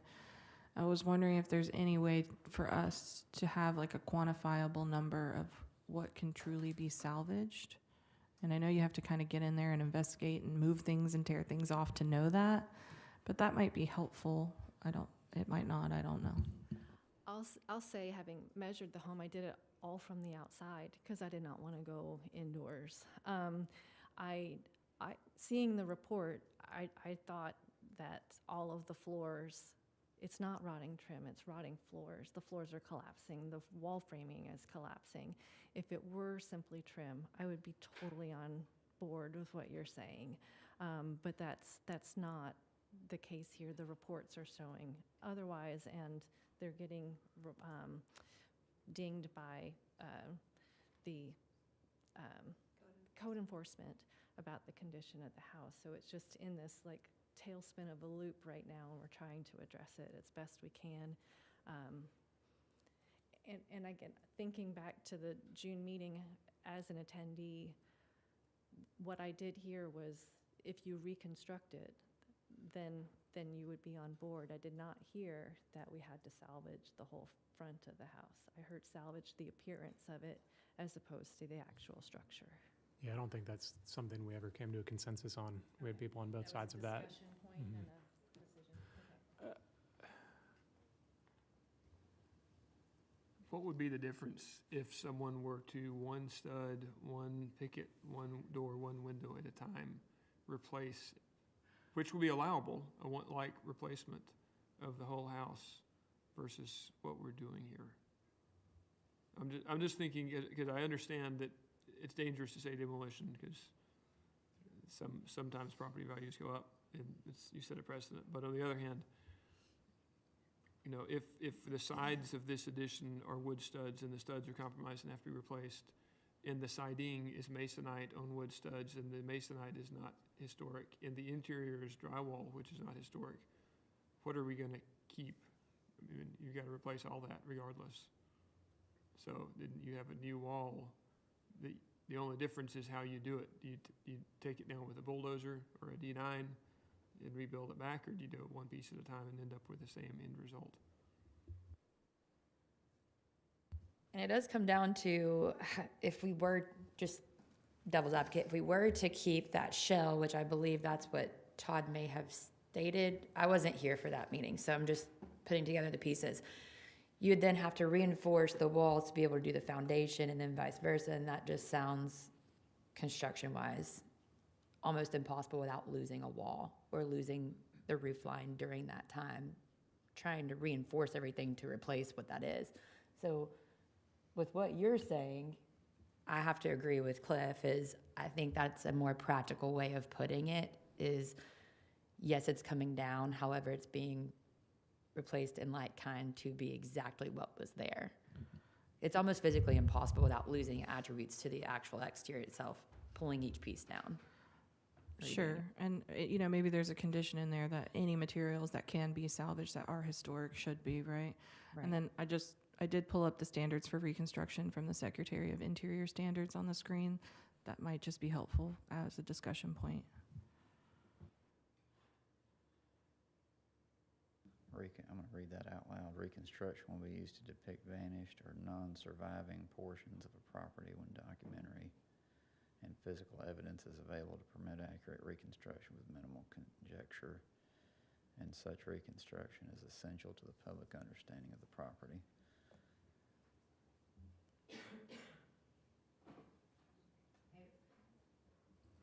So number 5.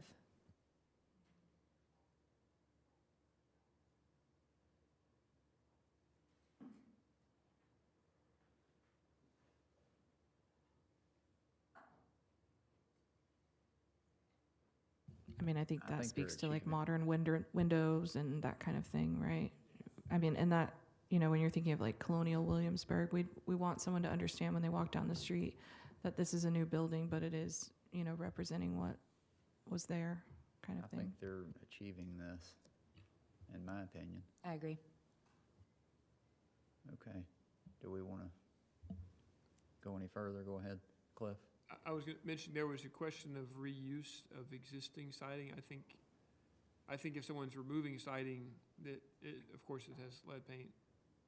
I don't know that we would say put it back on with the lead paint. I don't think that's reasonable. I don't see think we enough just on the match- exterior of this I would house say to match the reuse. profile on the front of the existing front of the house. what I would call, I'm saying we're reconstructing it, I'm not calling it demolition. On the reconstructed front of the house, we would match all the trim and siding profiles and window sizes to the extent that the rough openings are there. I'd like to say this just for the commission's benefit. We often talk about being worried about setting a precedent. This may become an instance where we could potentially set a precedent for how to move forward with a demolition case.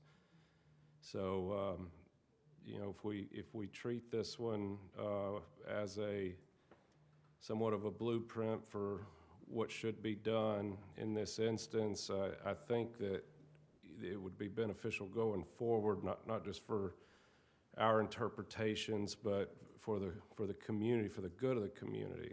So I really like that. Thanks for saying that. I agree. I can see other cases where we can say, look, reasonably, if the house is at a point that nothing can be done, here's an example. It's right there on Alabama Avenue.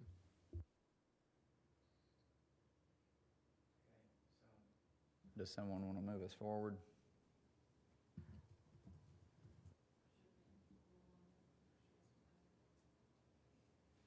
Well, we're down the table with this one, so.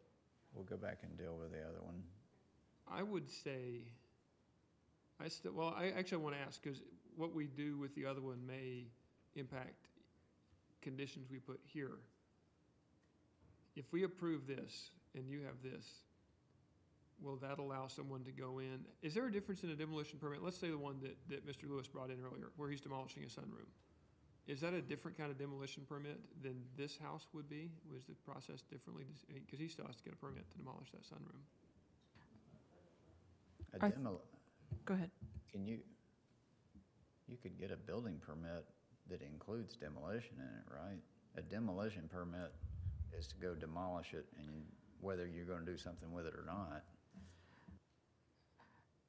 I think yes and no. There's been, I guess, within the past year or two where I think the building department or division within the land development office requires a demolition permit in addition to a building permit. I think in this situation, they probably would want both. That doesn't mean that we can't state on the demolition permit that, you know, it's specific to this situation to be immediately, you know, reconstructed or whatever. Or not release it until both have been reviewed and pulled, basically. Okay.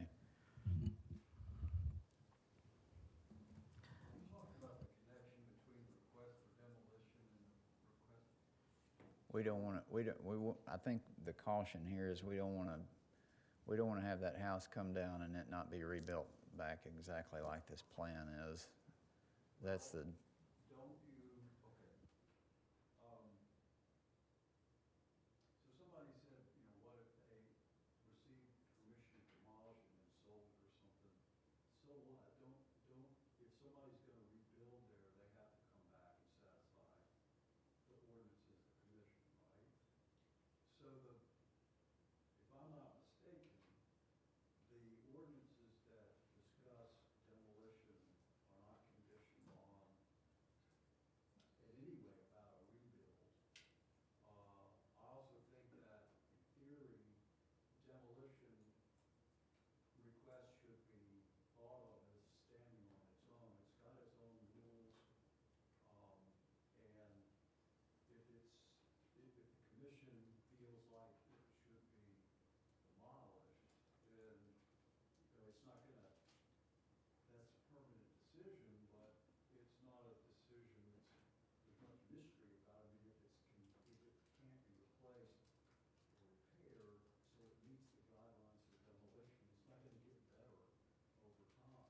It seems to me that it would be dangerous to hook those two together to say that we're gonna approve a demolition subject to this rebuild. I think you open up, first of all, I think that imposes a scheme that's not part of the guidelines. Secondly, I don't see the danger of treating them separately because you retain all the power in the world to make sure that whoever decides to rebuild it does it in compliance with the rules.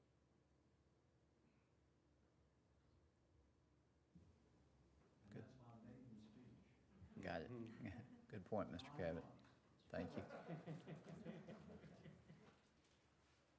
Well,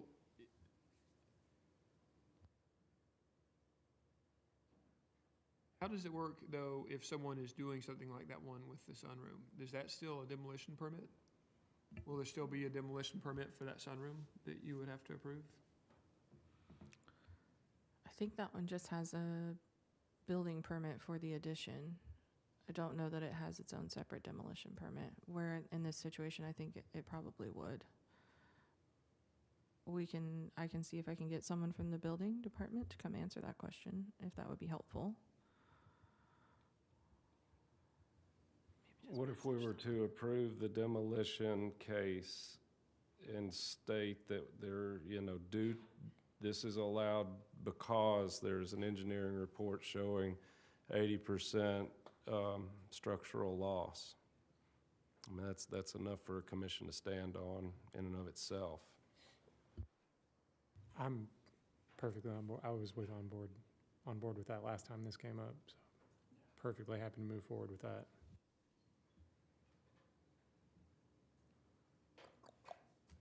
Do we want to,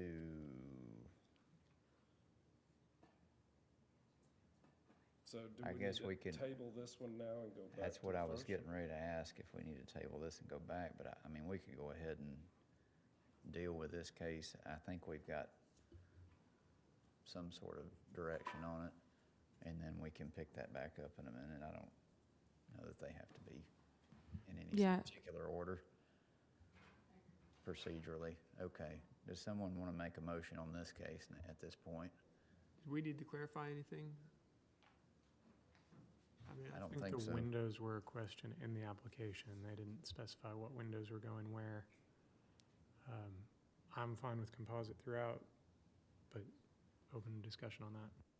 So they've asked for aluminum clad or composite. Are we good with either? Yeah, I am. I'm hearing yes. I'm going to write all windows may be composite or aluminum clad. Yeah, and that's in the proposal. Aluminum. So I don't know that we need a condition for it. And then I would put siding and trim on front portion. I can't write and talk at once. Siding and trim on front portion of the building is to match size and shape of existing. Reuse of siding is not required. Correct. But I'll leave it to the drawings because the drawings seem to say reuse where possible, all the various decorative trim elements.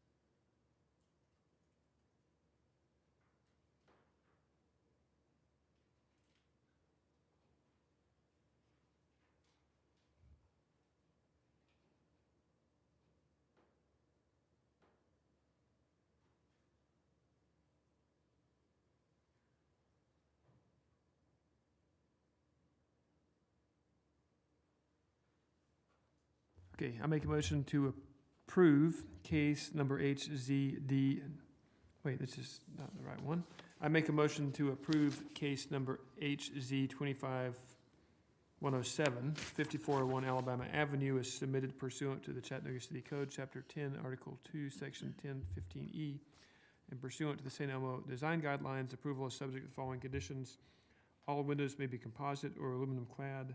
Siding and trim on front portion of building is to match existing size and profile. Make that existing historic size and profile. Reinstallation of existing trim is not required. Defer to drawings for reconstruction of other elements. Do we have a second? Second. Seconded by Matt. All in favor? Aye. Any opposed? Nay. Okay, we have one opposed. The motion carries. Does someone want to take from the table HZD 25-6? So moved. Nathan moved, we have a second? Second. Matt seconded, all in favor of taking from the table HZD 25-6? Aye. Aye. Okay, we will now hear that case.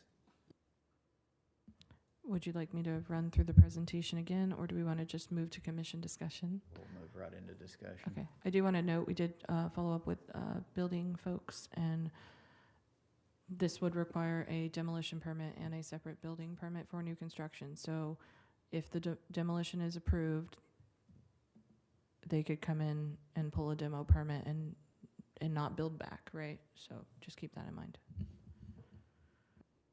Okay, commission. Who wants to pick it back up? Is there a way to append the application that we just approved to this demolition? Not really as a condition, because I understand that's really unenforceable, but as just a note, so that the next time, if something happens, that future commissions have this information and understand what the intent was. I think whether it's enforceable or not, we can put the condition in here and tie this to it for precedent's sake, if nothing else. Could we say that demolition may not be granted until building permit under case 25107 is in hand?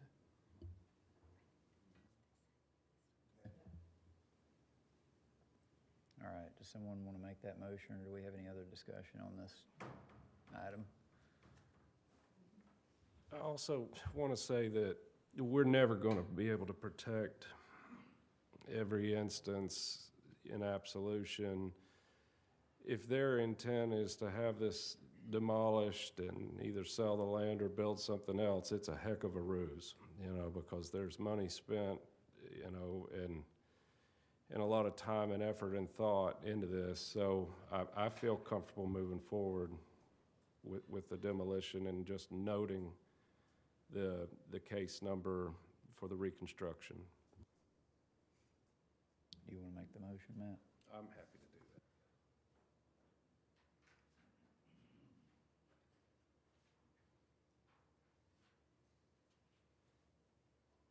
Would it be fair to say that this approval is made in reference to the previous case number?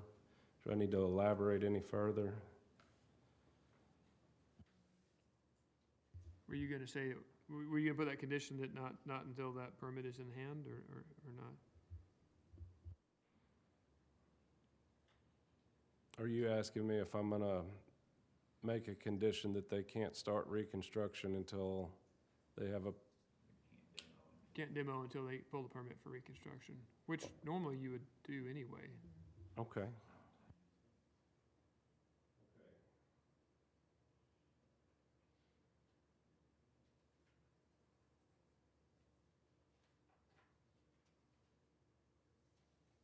I'm gonna need a little help. I got jumbled up on that. Cliff, can you help me with that last condition?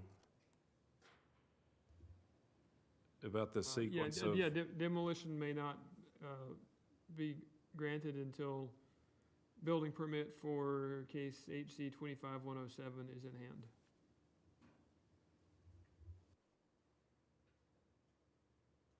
Maybe is obtained.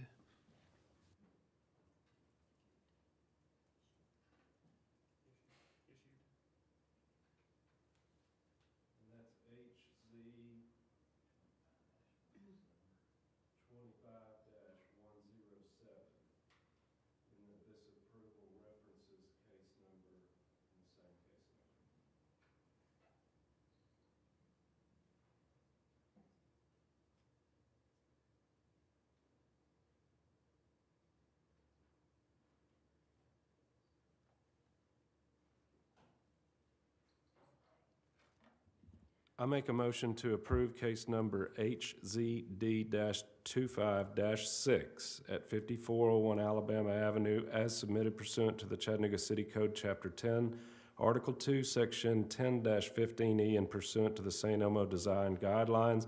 Approval is subject to the following conditions. This approval references case number HZ-25-107. And also, the applicant may not be granted a building permit. I can't read my own writing here. I'm sorry, a demolition permit prior to the building permit for case number HZ-25-107. Do we have a Second. Seconded by Nathan, all in favor? Aye. Any opposed? Nay. We have one opposed. Motion carries. Thank you. Guys, before we move on to the next case, it seems like there's some,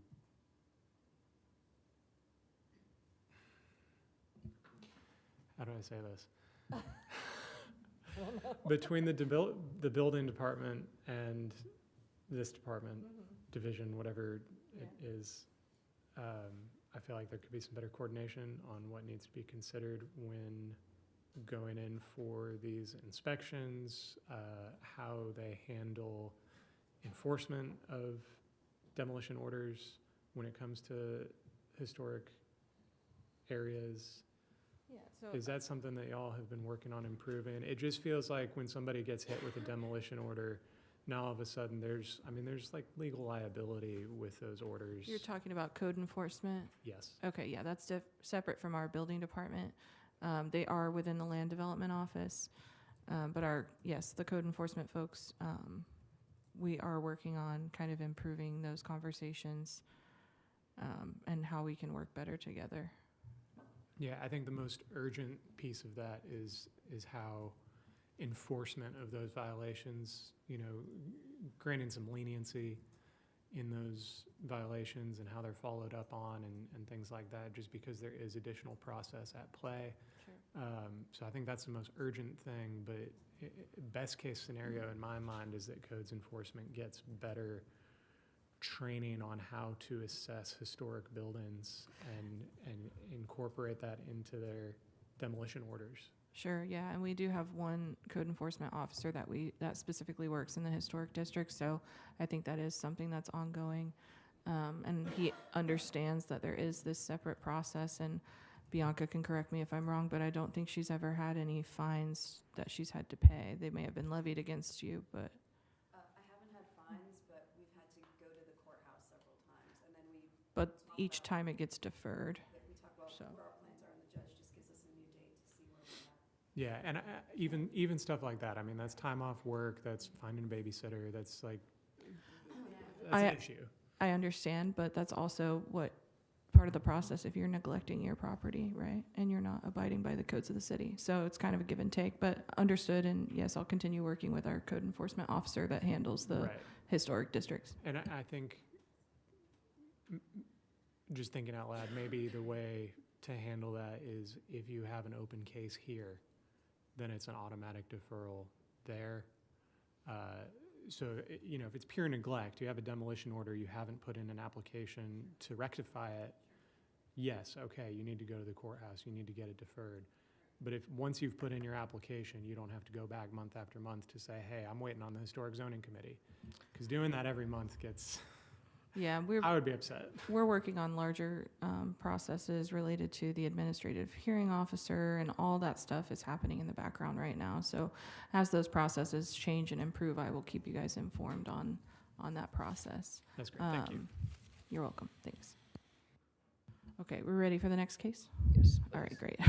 HC 2594 at 4601 Alabama Avenue in the St. Elmo neighborhood. This is not a historic structure. It was constructed circa 2020. They are proposing an addition, which is really just enclosing an existing porch patio on the side of the structure.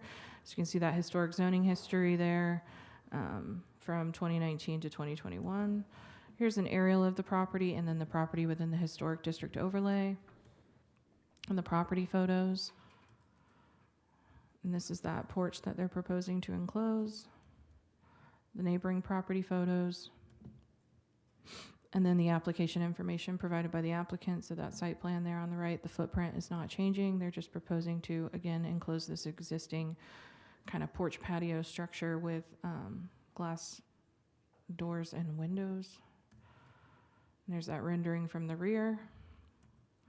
And then the material list of the proposed windows and doors. So relevant St. Elmo design guidelines, section 6.1 for additions. Obviously, this is talking about our historic structures, but we'll just kind of run through these. A, should be located at the rear of the dwelling, not on the front or readily visible. The addition is proposed at the side and will be made by enclosing an existing covered patio and porch, partially visible from Alabama.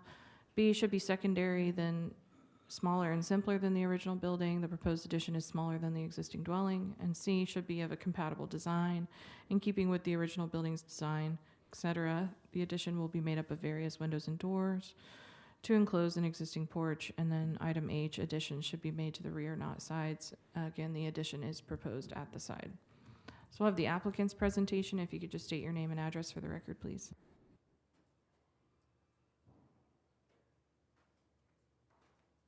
Hello, my name's Nate Hefner. I live at 4614 St. Elmo Avenue.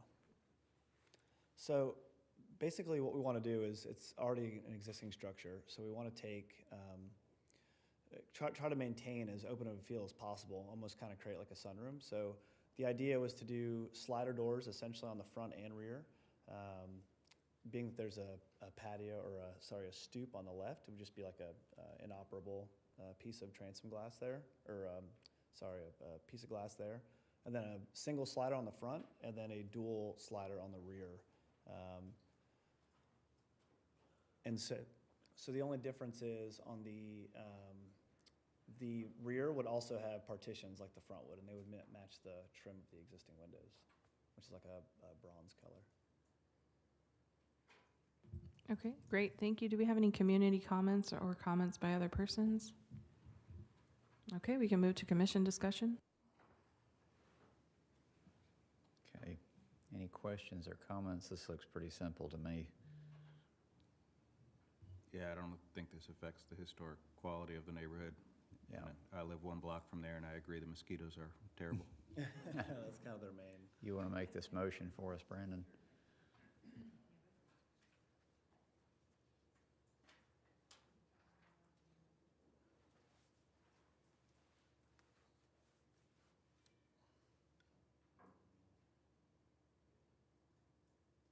I make a motion to approve case HC 2594 as submitted pursuant to the Chattanooga City Code, Chapter 10, Article 2, Section 1015E, and pursuant to the St. Elmo Design Guidelines, not subject to any conditions.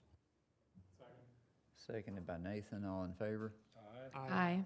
Any opposed? Motion carries. Thank you. Thank you. Thanks for your patience. So case HZ 25-100 at the top of the meeting, I noted that the applicant is not present and they have requested to have their application deferred to October. So we're going to move past this one. Okay, next case here is HZ 25-104 at 5112 Tennessee Avenue in the St. Elmo neighborhood. It is a historic structure. Circa 1946, the proposed project is removing and replacing some windows on the front and side porch area. Back in 2022, there was a COA for a roof replacement. Again, the aerial of the property within the St. Elmo Historic District overlay. Here are the property photos.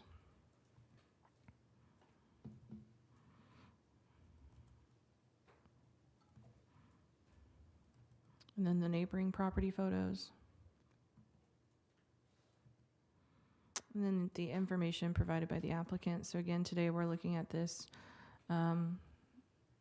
sunroom. When the house was originally constructed per the Sanborn map, this was an open porch, but then I think pretty quickly became a partially enclosed addition with these windows.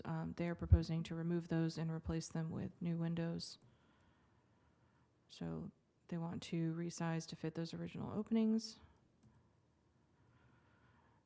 Here's an example provided by the applicant at 4910 Beulah Avenue, and then the materials, the proposed windows provided by the applicant.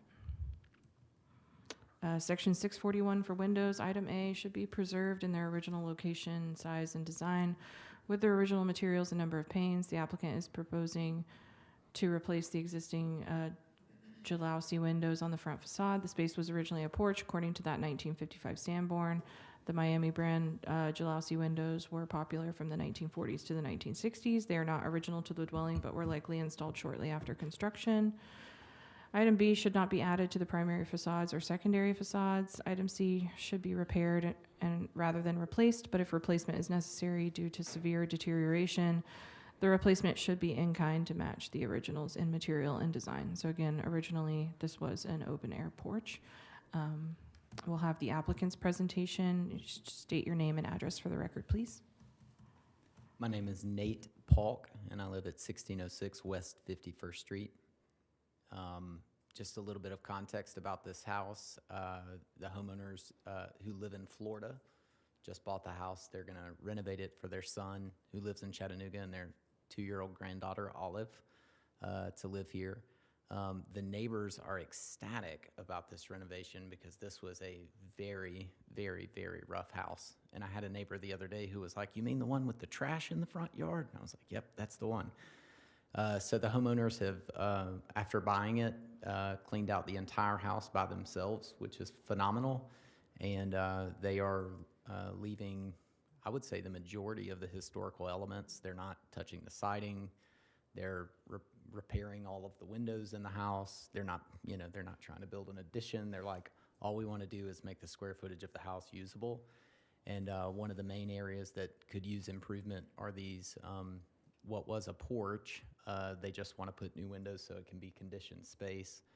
So that's the application. Great, thank you. Do we have any community comments or comments by other persons? Looks like we do. Hello again, Denise Shaw, 1402 West 54th Street. I take my daughter to viola lessons at the house next door to this. I see it up close and personal on a regular basis and would say I am also very highly excited about having this be renovated. My only reason for coming up and standing before you is more about these jalousie windows and feeling like that is a era outside of what I feel that the National Historic Registry was written around, the pre-World War II period. And I still feel really strongly that the registry dates is the era that we are meant to preserve and protect in this commission. And so I point out also that jalousie windows are great for sunrooms that are not conditioned. They are horrible for air sealing and just letting the air-conditioned space, the air-conditioned air right out the windows, so to speak. So I am in favor of them being replaced as requested by the applicant. Thank you very much. Great, thank you. Do we have any other community comments? Okay, we did receive one via email, and so you should have that at your desk, and I have it in the presentation as well. Almost forgot. And we can move to commission discussion. Okay, go ahead. This is great. I'm excited about this. I agree these don't fit the neighborhood, these style windows. Are the other windows, the existing on the front, are they 1/1? Yes. Is that what's coming back? So we've got actually a diagram of what we're proposing there. And we've actually got, I guess that's 1, 2, is that 15 light? 12 light. We've got 15 light on the Sorry, right. yeah. And so really their main, the question, one of the things that they also wanted to preserve were the metal awnings, which was against my design aesthetic, but whatever. And so trying to find a window size and configuration that would actually work for them to be able to open them. They didn't want double hungs in there, and so that's how we came up with this design. So I think, actually my window guy who lives in St. Elmo sent me the picture of the house on Beulah, and that just seemed like that would fit kind of, it would be different than putting in double hung windows. We don't want to obviously mimic that these were original to the house in some way, but it seemed complementary just like that picture. So we landed on that, thought that would be a good starting point for design. Thank you. Cassie, can you go back to the picture of the front of the house? There's a few. Is that okay? That's perfect. Okay. So two things. One, you said you're keeping the awnings? Okay.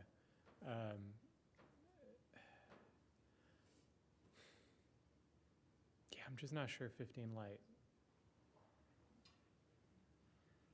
works with the rest of the house. I'm not an expert on this though, so.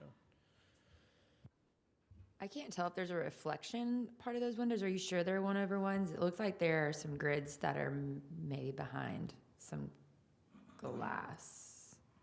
Because on the sides, yeah, so if you zoom in, yeah. they're actually underneath some panes that are maybe a reflection, but it indeed matches. It might be like a 6. It's a 6/1, which is what we looked at on that other previous house of what your window guy sent. There's a 6/1 matched with those windows. Okay. That changes my opinion, so I'm good. It was very hard to see. Yeah, sorry about that. Yeah, the awnings make it hard to see. I thought I had some pictures of the inside, but I don't. Well, I think if you go back. Yeah, you can see it. Yeah, if you just zoom in on. I'm not sure. I would just have to verify that the front are the same as the back. There's some. Yeah, so you can see it in that corner and underneath Okay. that right Okay. there. It's hard to see on any of this stuff, but you zoom in on your iPad. Okay, Yeah, I can see it on my phone as well. good. 6/1s. Okay. I've been focusing on some of the pane on the bottom sash is broken on multiple windows, and that's what I've been quoting, replacing those. Are you gonna try to save the windows and leave them in sight somewhere? Or are they not even working that? They are my- historic, but, Yeah, and Or like they're operational. They're cool. I know they're not everyone's design preference, but maybe asking the impossible. I think these things, when they come out, it's like Yeah. taking a watch apart. Pieces go everywhere. I would say if they stay in one piece, just keep them on site. But if they obviously break apart and you can't put them back together, you can dispose of them.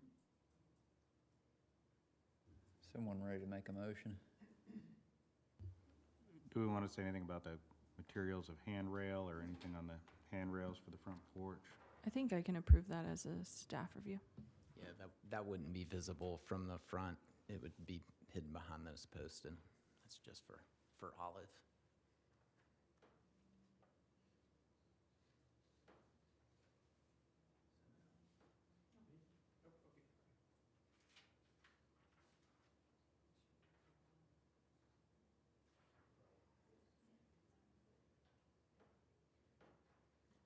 I make a motion to approve case HE 25-104 at 5112 Tennessee Ave as submitted pursuant to the Chattanooga City Code, Chapter 10, Article 2, Section 1015E, and pursuant to the St. Elmo Design Guidelines, no conditions.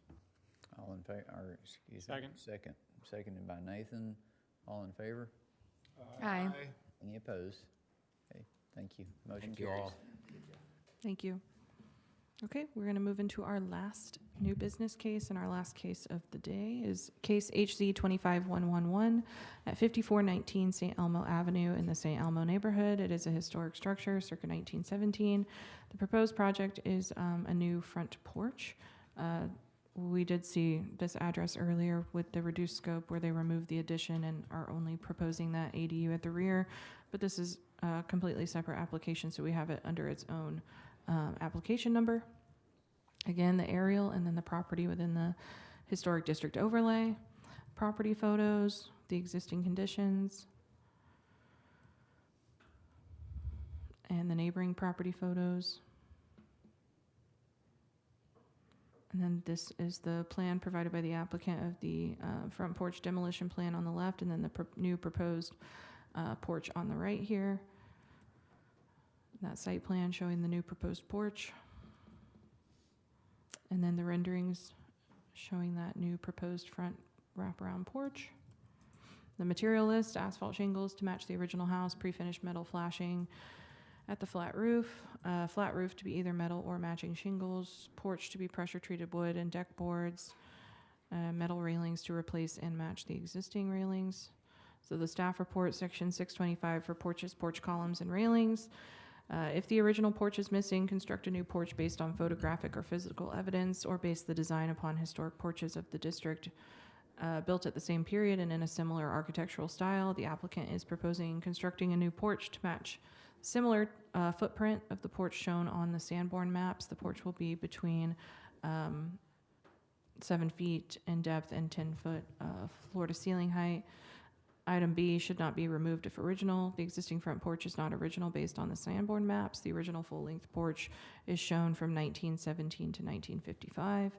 Item F should have wood steps, not brick or concrete. 4 buildings with wood porch floors. The applicant is proposing wooden steps. And then item J should have wood tongue and groove flooring running perpendicular to the facade. The applicant has requested the commission to confirm if tongue and groove flooring running perpendicular is required. This is section 25 continued. Historic porch columns and railings should be retained and repaired with materials to match the original. If those materials are missing, replacement porch columns and railings should be appropriate for the architectural style and period. The applicant is proposing a metal railing to match what is existing on site. Vertical skirting, and the applicant will have the applicant confirm the post column size. Item D, on front porches should be rebuilt in historic designs if the original columns and railings are missing.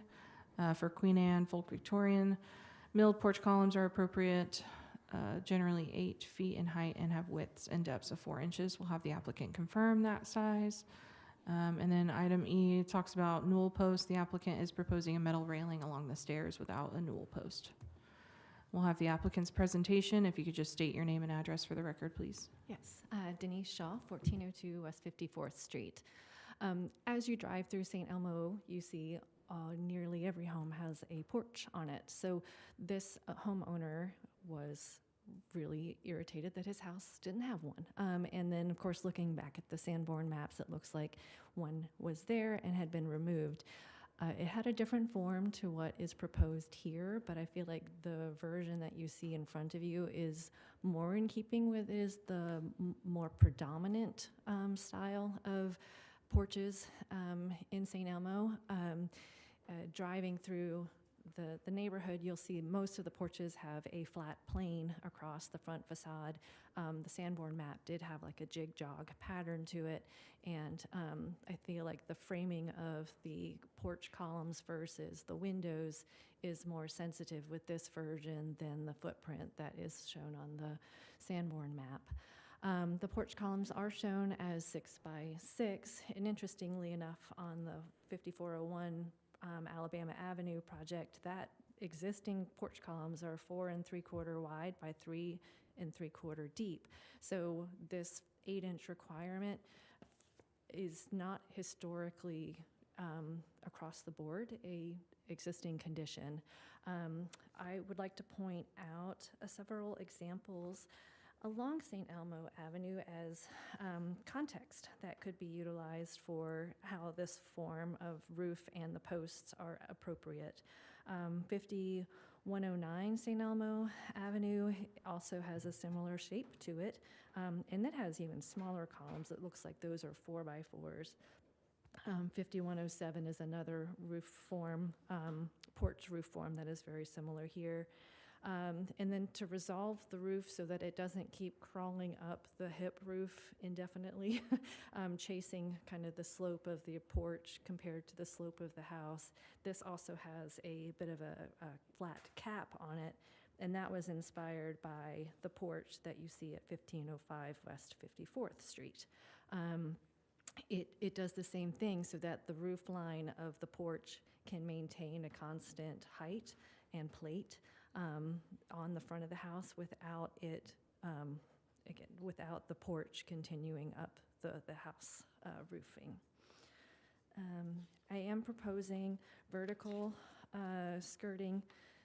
There's a picture that shows an illustration of kind of what is inspired there.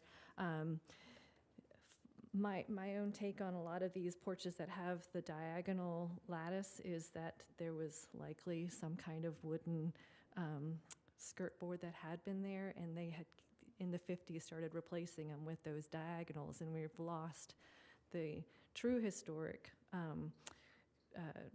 precedent in this neighborhood for having the vertical skirt boards. I know we don't see them very often, but I think that's because that we lost them prior to them starting to be preserved.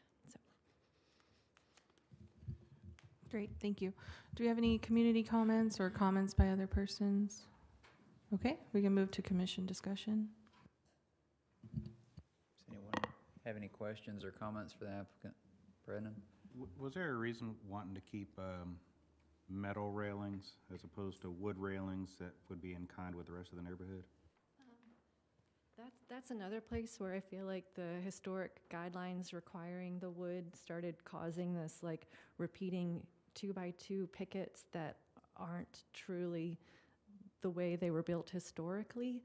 I do think we've had metal railings in the 20s, so it was more just the appearance of them was nice. I didn't think that they were in bad shape, so I thought that they were good looking. My rendering is showing verticals, but truly it's trying to be what is already there. It's trying to match that kind of more ornamental style. Yeah, I mean, I don't agree that wood railings are not period correct. I mean, I think wood railings, if you walk around the neighborhood, are. I just didn't know if you were doing that just because because I agree that this existing porch is not original, right? And so this is exciting that it's going to look more like it's supposed to. Yeah. So it's great, yeah. I'm very excited about it. I just think walking around the neighborhood, the wood railings would be more in kind with the rest of Sonoma. Sure. Yes. Again, there are some parts of the historic guidelines that started to not necessarily force in the railing sizes, the porch column sizes. So as people were repairing and putting new things in, I think that we lost more of the turned pickets. There's just in order to meet the guidelines, and the guidelines had kind of turned its back on some of the variety of railings that you really see. So now everybody has that exact same 2x2 vertical picket railing without having a lot of opportunity for creativity. And I hear what you're saying, and I don't object to changing to wood. This is one of the first cases I heard sitting on this commission was when they asked to put that new porch railing in. I think this was a previous owner. So that railing is fairly new. And I actually remember there was a little bit of consternation about the modern design on it. It was wrought iron before, if I remember correctly, but it was a more traditional pattern. It was maybe not original to the house, but it was certainly older. Yeah, there it is. Perfect. Too low. Oh, that's right. Yeah, it was short. It was like 28 inches or something. That's kind of what has happened to all these railings is that the Victorians, I don't know so much, but a lot of the bungalows, they had a 2x2, but it was really like 2.5 by 2.5, and they were 30 inches high. And the new codes and new lumber came in, and it's turned to like 1.5 by 1.5. And builders want to build them 42 inches high, or 36, but some of them 42, and they just proportion got really weird. So what we're enforcing is creating something not very historic. I'm happy to see it. I'm gonna see a porch railing as something that gets changed more frequently than the columns or the porch, and just say this. There's a little bit of character allowed. I don't mind going back to metal. Yeah, I'm not opposed to the porch railing as submitted. The one thing was interesting to me was the stairs coming off the side. I feel like that's not really something I've seen elsewhere in the neighborhood, and I think I don't know, it changes the proportions of the facade.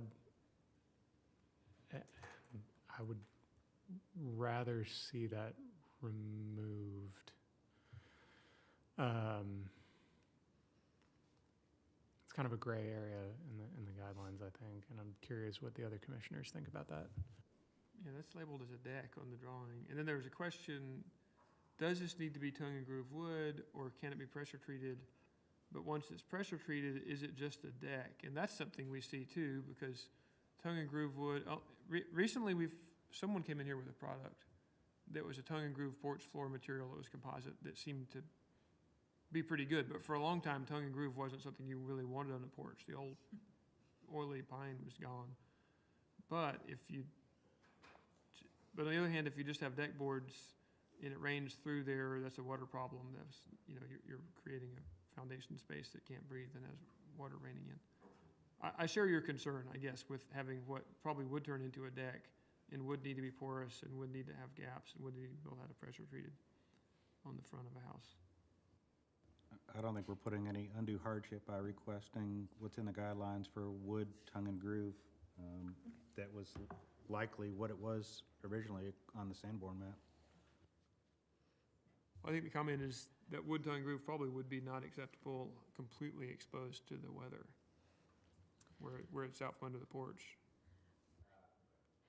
Right, so this portion right here that sticks out past. Yeah, I'm and less to concerned about the Nathan's point, material like, than the right, facade. To Nathan's point, that piece, I feel like if we had just a side stair coming down and chopped and made the footprint of the porch align exactly with the roof line, I feel like that is an appropriate alternate to what is shown here, to just make it so that the footprint of the porch ends at the same line as the roof line. And then that wouldn't be a condition anymore, consideration. It could be tongue and groove with it being protected by the roof line. Right, and if we're calling it a deck and considering it that, we're looking at a different section of guidelines that's not going to recommend that this is on the front or the side. So you're suggesting just stop it there? I am actually, Okay. yes. I would still like a side stair. I get the house at 5107, I believe, is another example of a house that has a stair on the side of it. I think, oops, it was up. Next one up. It's slightly, you can, right there.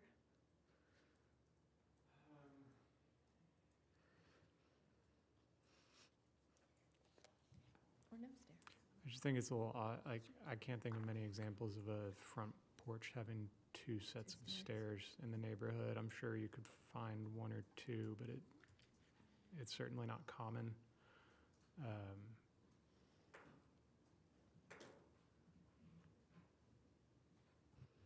I'm sorry to interrupt. I got to step off, so just wanted to let you know.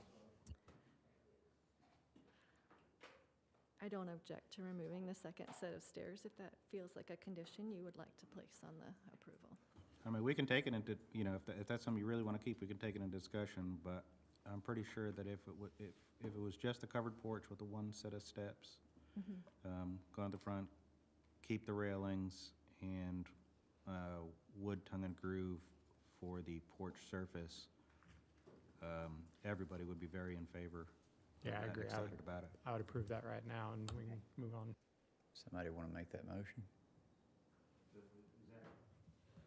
Is that acceptable to you then? We'll put I the think- conditions in there, we'll yeah. just take the side part off, I think do so the one too. set of steps. Yes, I agree with that concern, seeing it on a big screen.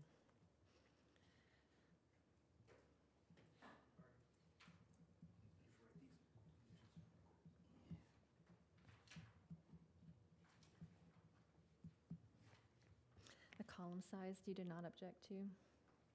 Okay.